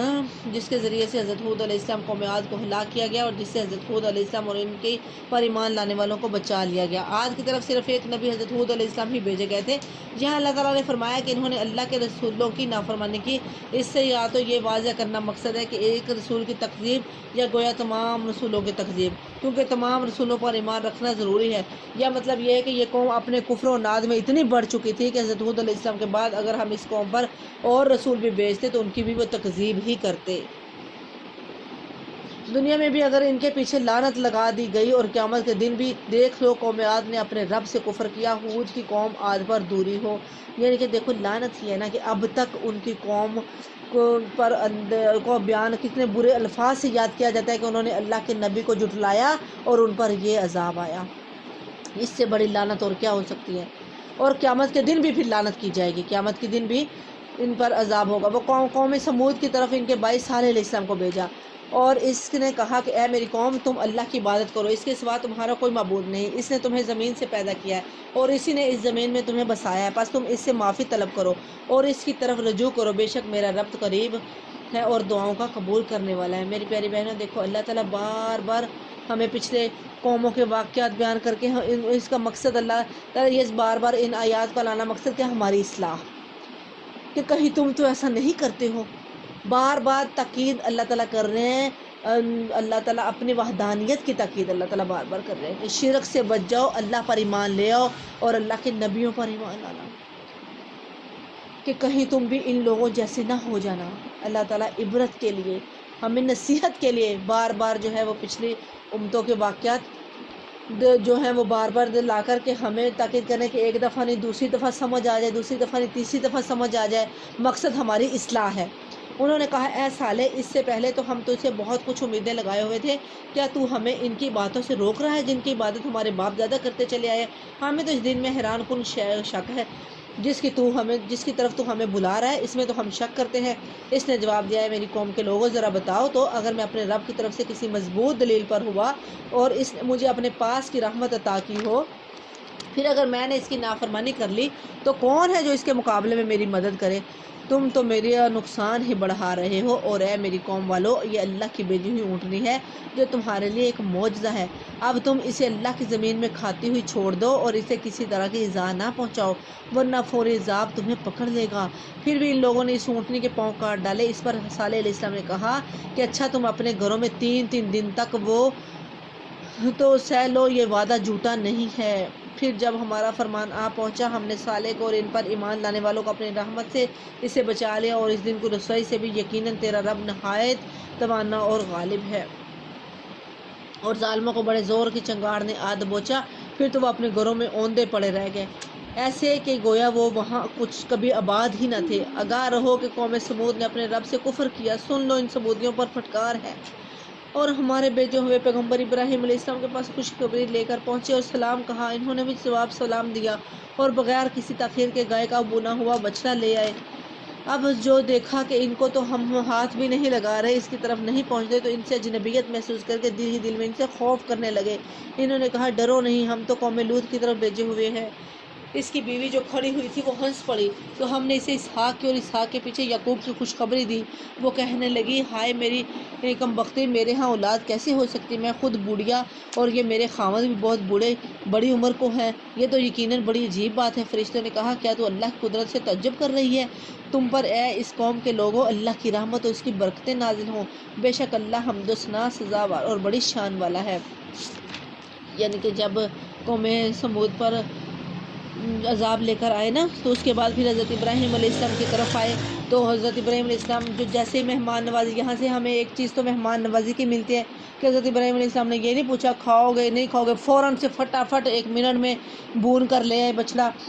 بچڑا لے آئے، ایک بھون کر فوراً سے ہی جلدی سے ہی۔ لیکن جیسے ہی انہوں نے، کیونکہ پہلے اسلام کیا پھر اسلام کیا، جب انہوں نے ہاتھ تک نہیں لگایا، تو پہلے یہی ہوتا تھا کہ جو مہمان آتا تھا وہ کھانا نہیں کھاتا تھا، تو پھر ڈر خوف پیدا ہو جاتا تھا کہ یہ ہمارا دشمن تو نہیں، کیونکہ جو دشمن ہوتا تھا وہ کھانا نہیں کھاتا تھا، اور اگر کھانا کھا لیتا تھا تو پھر وہ کچھ بھی نہیں، ان کو نقصان نہیں پہنچاتا تھا۔ آج کل کے تو جو ہیں وہ ایک پلیٹ میں کھانے والے ہی دشمن بن جاتے ہیں، تو پہلے ایسا نہیں ہوتا تھا۔ ان کے اندر اتنا محبت تھی ایک دوسرے کی کہ ہم نے اس کا نمک کھایا ہے تو ہم اس کو نقصان نہیں پہنچائیں گے، بلکہ اس کی حفاظت کرتے تھے، رتی برابر بھی نقصان نہیں پہنچاتے۔ جب انہوں نے وہ کھانا نہیں کھایا تو حضرت ابراہیم علیہ السلام ڈر گئے، پریشان ہو گئے، ایک دم گھبرا گئے، تو فوراً سے انہوں نے کہا کہ ہم تو قوم لوط کی طرف بھیجے ہوئے تھے، قوم لوط کی طرف آئے تھے، قوم لوط پر عذاب کرنے کے لیے جب آئے تھے نا، تو اس کے بعد پھر حضرت ابراہیم علیہ السلام کے بھتیجے تھے نا لوط علیہ السلام، تو جب وہ قوم لوط کی طرف آئے تو اس وقت وہ حضرت ابراہیم علیہ السلام کے پاس جب گئے، تو پھر انہوں نے ان کو ان کی بیوی جو کھڑی ہنس رہی تھی، تو انہوں نے فوراً سے اس وقت اسحاق کی خوشخبری دی۔ پہلے اولاد نہیں تھی نا حضرت ابراہیم علیہ السلام کے پاس، تو پھر انہوں نے اسحاق کی خوشخبری دی، تو انہوں نے کہا کہ یہ تو کیسے ممکن ہے کہ میں تو اتنی بوڑھی ہو چکی ہوں، تو کس طرح سے میرے پاس حضرت اسحاق پیدا ہو سکتے ہیں؟ تو پھر اللہ تعالیٰ نے کہا، وہ فرشتے کہنے لگے کہ یہ اللہ تعالیٰ کرنے پہ قادر ہے، کہ اس سے پہلے حضرت ابراہیم علیہ السلام کی اولاد اسماعیل علیہ السلام تھے۔ حضرت اسماعیل علیہ السلام بڑے تھے، حضرت اسحاق چھوٹے تھے، اور حضرت اسماعیل حضرت ہاجرہ سے تھے اور حضرت اسحاق حضرت سارہ سے تھے۔ تم پر اسے ایسے گھر والوں لوگوں کی رحمت اور اس کی برکتیں نازل ہو، بے شک اللہ تعالیٰ حمد و ثنا کا سزاوار اور بڑی شان والا ہے، وہ تو بہت ہی بزرگی والا ہے اور حمد و ثنا والا ہے، تعریف کیا گیا ہے۔ فلما ذهب عن ابراہیم وجاءته البشرى یجادلنا فی قوم لوط، جب حضرت ابراہیم علیہ السلام کا ڈر خوف جاتا رہا اور اسے بشارت بھی پہنچ چکی، تو پھر ہم سے قوم لوط کے بارے میں کہنے سننے لگے، ان ابراہیم لحلیم اواب منیب، یقیناً ابراہیم علیہ السلام بہت تحمل والے، نرم دل والے اور اللہ کی جانب سے جھکنے والے تھے۔ تو یا ابراہیم اعرض عن ھذا، اے ابراہیم اس خیال کو چھوڑ دیجیے، آپ کے رب کا حکم آپ پہنچائے، ان پر نہ ٹالے جانے والا عذاب ضرور آنے والا ہے۔ وَلَمَّا جَاءَتْ رُسُلُنَا لُوطًا سی ابھی مذاق ابھی ذران وقال ھذا یوم عصیب، جب ہمارے بھیجے ہوئے فرشتے لوط کے پاس پہنچے تو وہ ان کی وجہ سے بہت غمگین ہو گئے، یعنی کہ حضرت ابراہیم علیہ السلام بہت پریشان ہوئے،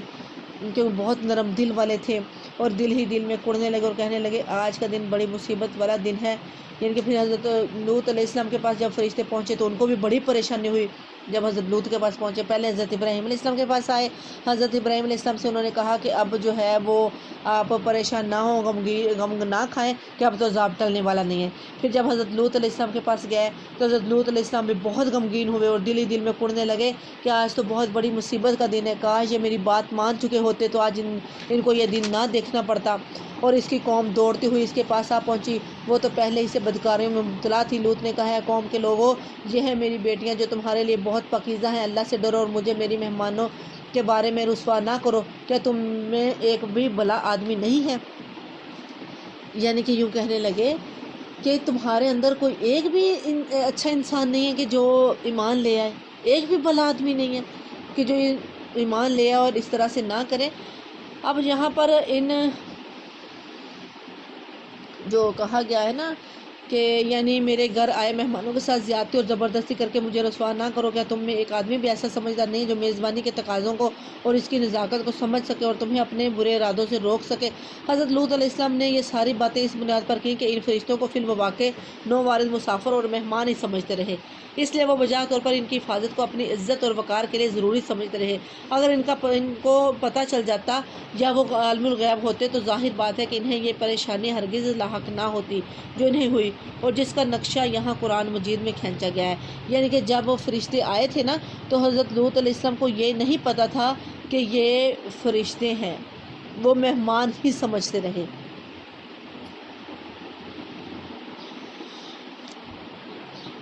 یہاں پر تھوڑا سا اوپر سے پڑھتے ہیں۔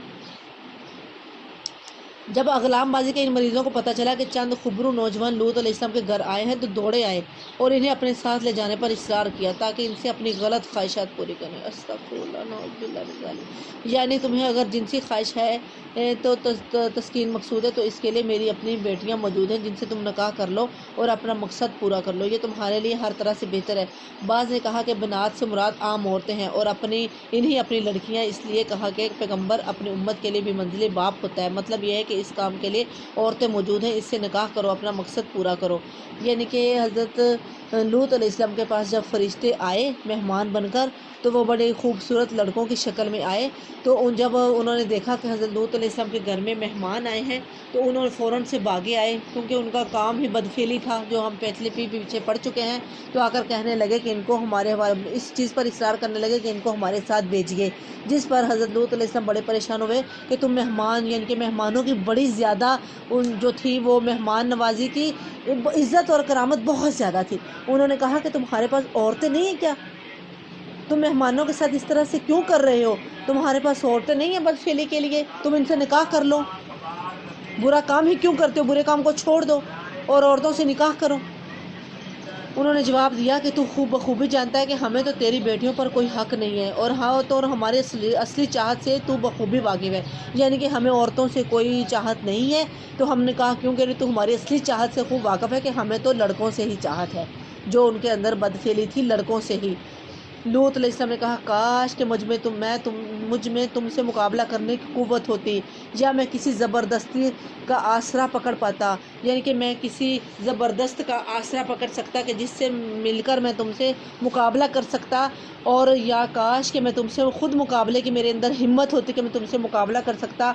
اب فرشتوں نے کہا قالوا یا لوط انا رسل ربک لن یصلوا، پہلے تو حضرت لوط علیہ السلام پہچان ہی نہ سکے کہ یہ فرشتے ہیں، وہ ان کو مہمان ہی سمجھتے رہے اور ان کی حفاظت پر مصر رہے۔ پھر فرشتوں نے کہا کہ اے لوط، ہم تیرے پروردگار کے بھیجے ہوئے ہیں، ناممکن ہے کہ یہ تجھ پر تک پہنچ جائیں،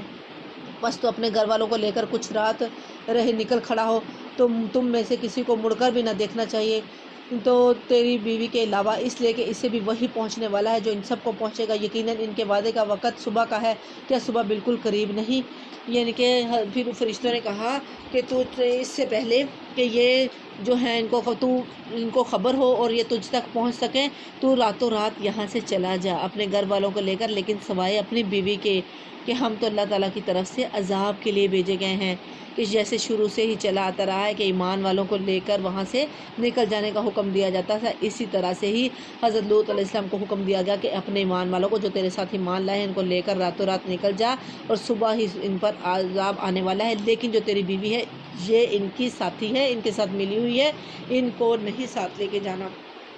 پھر جب حکم آ پہنچا ہم نے اس بستی کو زیر و زبر کر دیا، اوپر کا حصہ نیچے کر دیا اور نیچے کا اوپر، پھر ان پر کنکریلے پتھر برسائے جو تہ بتہ تھے، پہلے الٹ پلٹ کیا گیا بستی کو، نیچے کا اوپر اوپر کا نیچے، اتنی بری طرح سے ان کو دہلایا گیا، اس کے بعد پھر پتھروں کی بارش ان پر برسائی گئی۔ استغفر اللہ۔ تیرے رب کی طرف سے نشاندار تھے اور وہ ان ظالموں سے کچھ بھی دور نہ تھے، اور ہم نے مدین والوں کی طرف ان کے بھائی شعیب کو بھیجا، اور اس نے کہا ہے میری قوم اللہ کی عبادت کرو، اس کے سوا تمہارا معبود نہیں، اور تم ناپ تول میں بھی کمی نہ کرو، میں تو تمہیں آسودہ حال دیکھ رہا ہوں اور مجھے تم پر گھیرنے والے دن کے عذاب کا خوف ہے۔ اے میری قوم ناپ تول انصاف کے ساتھ پوری کرو، لوگوں کو ان کی چیزیں کم نہ دو اور زمین میں فساد اور خرابی نہ مچاؤ۔ اللہ تعالیٰ کا حلال کیا ہوا جو بچ رہے تمہارے لیے بہت ہی بہتر ہے، اگر تم ایمان والے ہو میں تم پر کچھ نگہبان نہیں ہوں۔ قالوا یا شعیب اصلاتک تأمرک ان نترک ما یعبد آباؤنا، انہوں نے جواب دیا اے شعیب علیہ السلام کیا تیری نماز تجھے یہی حکم دیتی ہے کہ ہم اپنے باپ دادوں کے معبودوں کو چھوڑ دیں اور ہم اپنے مالوں میں جو کچھ چاہے اس کا کرنا بھی چھوڑ دیں؟ تو بڑا ہی باوقار اور نیک چلن آدمی ہے۔ کہا ہے میری قوم دیکھو تو اگر میں اپنے رب کی طرف سے روشن دلیل لیے ہوئے ہوں اور اس نے مجھے اپنے پاس سے بہترین روزی دے رکھی ہے، میرا یہ ارادہ بالکل نہیں ہے کہ تمہارے خلاف کر کے خود اس چیز کی طرف جھک جاؤں جس سے تمہیں روک رہا ہوں، میرا ارادہ تو اپنی طاقت بر اصلاح کرنے کا ہی ہے، میری توفیق اللہ ہی کی مدد سے ہے، اسی پر میرا بھروسہ ہے اور اسی کی طرف میں رجوع کرتا ہوں۔ اے میری قوم کے لوگوں کہیں ایسا نہ ہو کہ تم کو میری مخالفت ان عذابوں کا مستحق بنا دے جو قوم نوح علیہ السلام اور قوم ہود اور قوم صالح کو پہنچی، اور قوم لوط تو تم سے کچھ دور نہیں ہے۔ تو اپنے رب سے استغفار کرو اور اس کی طرف توبہ کرو، یقین مانو کہ میرا رب بڑی مہربانی والا اور بہت محبت کرنے والا ہے۔ یعنی کہ پے در پے جس طرح سے عذاب آتے گئے، جس طرح سے قومیں تھیں اس طرح سے پے در پے ہی واقعات بیان ہو رہے ہیں کہ لوط کے بعد حضرت شعیب علیہ السلام بار بار ان کو یہی کہہ رہے ہیں کہ تم قوم لوط تو تم سے دور نہیں ہے، پھر تم کیوں نہیں نصیحت پکڑتے؟ انہوں نے کہا ہے شعیب تیری اکثر باتیں تو ہماری سمجھ میں ہی نہیں آتی، ہم تو تجھے اپنے اندر بہت کمزور پاتے ہیں، اگر تیرے قبیلے کا خیال نہ ہوتا تو ہم تو تجھے سنگسار کر دیتے اور ہم تجھے کوئی حیثیت والی ہستی نہیں گنتے۔ انہوں نے جواب دیا کہ اے میری قوم کے لوگوں کیا تمہارے نزدیک میرے قبیلے کے لوگ اللہ سے بھی زیادہ ذی عزت ہیں؟ کیا تم نے اسے پس پشت ڈال دیا ہے؟ یقیناً میرا رب تو کچھ تم کر رہے ہو سب کو گھیرے ہوئے ہے۔ اے میری قوم کے لوگوں اب تم میری جگہ عمل کیے جاؤ، میں بھی عمل کر رہا ہوں، تمہیں عنقریب معلوم ہو جائے گا کہ کس کے پاس وہ عذاب آتا ہے جو اسے رسوا کر دے اور کون ہے جھوٹا، تم انتظار کرو میں بھی تمہارے ساتھ منتظر ہوں۔ اور جب ہمارا حکم عذاب آ پہنچا تو ہم نے شعیب علیہ السلام کو ان کے ساتھ تمام امتوں مومنوں کو جو اپنی خاص رحمت سے نجات بخشی، جو ان کی مومن مرد تھے جو ان کے ساتھ ایمان والے تھے، اور ظالموں کو سخت چنگاڑ کے عذاب نے درد پہنچا جس سے وہ اپنے گھروں میں اوندھے پڑے ہوئے ہو گئے، گویا کہ وہ ان گھروں میں کبھی بسے ہی نہ تھے۔ آگاہ رہو مدین کے لیے بھی ویسی ہی دوری ہو جیسی دوری سمود کو ہوئی، اور یقیناً ہم نے ہی موسیٰ علیہ السلام کو اپنے آیات اور روشن دلیلوں کے ساتھ بھیجا تھا فرعون اور اس کے سرداروں کی طرف، پھر بھی ان لوگوں نے فرعون کے احکام کی پیروی کی اور فرعون کا کوئی حکم درست تھا ہی نہیں، وہ تو قیامت کے دن اپنی قوم کا پیش رو ہو کر ان سب کو دوزخ میں جا کھڑا کرے گا، وہ بہت ہی برا گھاٹ ہے جس پر لا کھڑے کیے جائیں گے۔ استغفر اللہ استغفر اللہ۔ میری پیاری بہنوں دیکھا آپ نے کہ پیغمبروں کس طرح سے ان کے آگے التجائیں کی کہ ایمان لے آؤ، کس طرح سے ہر ممکن کوشش کی کہ ایمان لے آؤ، ایک اللہ کو مان لو، لیکن وہ تو اپنی ضد پر اڑے ہی رہے، ایمان نہیں لائے۔ پھر ان کے ساتھ کیا ہوا؟ اور آج اگر میری پیاری بہنوں ہم نے پیچھے جتنے بھی قوموں کے یہ عذاب پڑے ہیں تو آپ نے دیکھا ہے کہ جتنے بھی ان کے اندر یہ خصلتیں تھیں جن کی وجہ سے ان پر عذاب آئے ہیں، تو آج یہ ساری خصلتیں ہی امت محمدی کے اندر آ چکی ہیں۔ کتنا ڈر لگ رہا ہے، کتنا خوف آ رہا ہے۔ اللہ معاف فرمائے، اللہ ہمیں اپنے حفظ و امان میں رکھنا، اللہ اپنا رحم کرنا، اللہ معاف کر دے ہمیں، اللہ ہمیں ان خصلتوں سے دور کر دے، اللہ ہمیں صحیح معنوں میں سمجھ دے اللہ جن چیزوں کا تو نے منع کیا ہے اللہ ان سے رک جائیں ہم، اللہ جن چیزوں سے دوسری امتوں پر عذاب ہے اللہ ہمیں ان سے بچا لے۔ یہ تو صرف اللہ تعالیٰ کے نبی حضرت محمد صلی اللہ علیہ وسلم کی دعا کی وجہ سے آج یہ امت بچی ہوئی ہے۔ اللہ تعالیٰ ہمیں صحیح معنوں میں سمجھ دے دے اور ہمیں صحیح معنوں میں اللہ تعالیٰ کے احکامات پر عمل کرنے والے بن جائیں، تاکہ اللہ کا عذاب کہیں ہمیں نہ پکڑ لے، کہیں اللہ کی پکڑ نہ آ جائے۔ یہ تو اللہ تعالیٰ ڈیل دے رہے ہیں نا، اس میں اللہ کی پکڑ بھی بڑی سخت ہے، اور اللہ بار بار انسان کو ہلا بھی رہے ہیں کہ ان چیزوں کو چھوڑ دو۔ آج کیا حالات ہو رہے ہیں، یہ کرونا کی وجہ سے بھی تو ہم پر ایک عذاب ہی ہے اگر ہم سمجھے تو۔ یہ اللہ تعالیٰ ہلا رہے ہیں کہ اللہ کی طرف آ جاؤ، لیکن ہم سمجھ ہی نہیں رہے ہیں، ہم پھر بھی مذاق سمجھ رہے ہیں۔ تو کیا ان کی طرح تو نہیں جیسے انہوں نے مذاق بنایا ہوا تھا؟ کیا ہم ان کی طرح تو نہیں ہیں؟ یہ رو دینے کی بات میری پیاری بہنوں۔ اللہ تعالیٰ ہمیں صحیح معنوں میں سمجھ عطا فرمائے کہ جب اللہ تعالیٰ ڈراتا ہے، اللہ اپنی طرف لانا چاہتا ہے، تو اللہ تعالیٰ یہ چھوٹی چھوٹی سی رنجشوں سے، یہ تکلیفوں دے کر اللہ تعالیٰ آزماتا ہے بندے کو۔ اللہ دیکھتا ہے کہ میری طرف آتے ہیں کہ نہیں آتے ہیں، تو کہیں ایسا تو نہیں ہے کہ ہم پھر بھی اللہ سے دور بھاگے جا رہے ہیں۔ اور میری پیاری بہنوں، کہیں اللہ تعالیٰ ہمیں بچا لے، اللہ محفوظ فرما لے کہ ہم جو ہے ان معاملات کو سیریس لیں، ہم یہ سمجھیں کہ اللہ تعالیٰ کی طرف سے یہ ہم پر عذاب ہے، ہم اللہ کے آگے جھک جائیں، ہم اللہ سے استغفار کریں، ہم اللہ سے آگے توبہ کر لیں، تاکہ اللہ تعالیٰ ہمیں حضرت یونس علیہ السلام کی قوم کی طرح معاف کر دے۔ جب بندہ گڑ گڑاتا ہے، اللہ کے سامنے آتا ہے، تو جتنا بھی گناہ گار کیوں نہ ہو، اللہ تعالیٰ معاف کر دیتے ہیں، جس طرح اللہ نے ان کو معاف کر دیا۔ اللہ تعالیٰ ہمیں بھی معاف فرمائے، اللہ تعالیٰ ہمیں ایمان والوں میں سے کر دے، اللہ ہمیں معاف کر دے۔ اللہ ہمیں ڈرا، جس طرح اللہ ہمیں ڈرا رہا ہے، اللہ تعالیٰ کا ڈر، جہنم کا ڈر ہمارے دلوں کے اندر بیٹھ جائے، اور ہم صحیح معنوں میں اللہ سے توبہ کر لیں۔ کہیں اسی طرح سے مذاق کرتے کرتے اور اللہ کی پکڑ نہ ہمیں پکڑ لے۔ اللہ تعالیٰ ہمیں محفوظ فرمائے ان ساری چیزوں۔ وَمَا ظَلَمْنَاهُمْ وَلَكِنْ ظَلَمُوا أَنفُسَهُمْ فما اغنت عنہم، اور ہم نے ان پر کوئی ظلم نہیں کیا بلکہ خود انہوں نے ہی اپنے اوپر ظلم کیا، اور انہیں ان کے معبودوں نے کوئی فائدہ نہ پہنچایا جنہیں وہ اللہ کے سوا پکارا کرتے تھے، جبکہ تیرے پروردگار کا حکم آ پہنچا، بلکہ وہ ان کا نقصان ہی انہوں نے بڑھا دیا۔ تیرے پروردگار کی پکڑ کا یہی طریقہ ہے جبکہ وہ بستیوں کے رہنے والے ظالموں کو پکڑتا ہے، بے شک اس کی پکڑ دکھ دینے والی اور نہایت ہی سخت ہے۔ بے شک اس میں البتہ نشانیاں ہیں اس کے لیے جو ڈرے آخرت کے عذاب سے، اور یہ تو اکٹھے کیے دونوں والا دن ہے، اس کے لیے لوگ اکٹھے کیے جائیں گے، اور یہ ہی اس دن حاضر کیا ہوا دن ہے، حاضر کیے جائیں گے وہ دن جس میں وہ حاضر کیے جائیں گے، اس دن سے وہ ڈر جائیں جو کہ اکٹھا کیا جانے والا۔ کون سا دن ہے یہ؟ قیامت والا دن ہے، کہ جس دن سارے لوگوں کو اکٹھا کیا جائے گا، پھر سارے کے سارے اس میں حاضر کیے جائیں گے۔ وَمَا نُؤَخِّرُهُ إِلَّا لِأَجَلٍ مَّعْدُودٍ، اور اسے ہم جو ملتوی کرتے ہیں وہ صرف ایک مدت معین تک ہے۔ یوم یاتی لا تکلم نفس الا باذنہ فمنہم شقی و سعید، جس دن وہ آ جائے گی مجال نہ ہوگی کہ اللہ کی اجازت کے بغیر کوئی بات بھی کر لے، سو ان میں کوئی بدبخت ہوگا اور نہ کوئی نیک بخت۔ فَأَمَّا الَّذِينَ شَقُوا فَفِي النَّارِ لَهُمْ فِيهَا زَفِيرٌ وَشَهِيقٌ، لیکن جو بدبخت ہوئے وہ دوزخ میں ہوں گے، وہاں چیخیں گے، چلائیں گے، اور وہ ہمیشہ رہنے والے ہیں جب تک آسمان اور زمین برقرار ہے، سوائے اس وقت کے جو تمہارا رب چاہے، یقیناً تیرا رب جو کچھ چاہے کر گزرتا ہے۔ لیکن جو نیک بخت کیے گئے وہ جنت میں ہوں گے، جو وہاں وہ ہمیشہ ہمیشہ رہیں گے جب تک کہ آسمان اور زمین باقی رہے، مگر جو تیرا پروردگار ہے چاہے بے انتہا بخشش ہے۔ اس لیے آپ ان تک چیزوں سے شک و شبہ میں نہ رہیں جنہیں یہ لوگ پوج رہے ہیں۔ ان کی پوجا تو اس طرح ہے جس طرح ان کے باپ دادا کی اس سے پہلے تھی۔ ہم اس سب کو ان کا پورا حصہ بغیر کسی کمی کے دینے والے ہیں۔ سبحان ربک رب العزت عما یصفون وسلام علی المرسلین والحمد للہ رب العالمین۔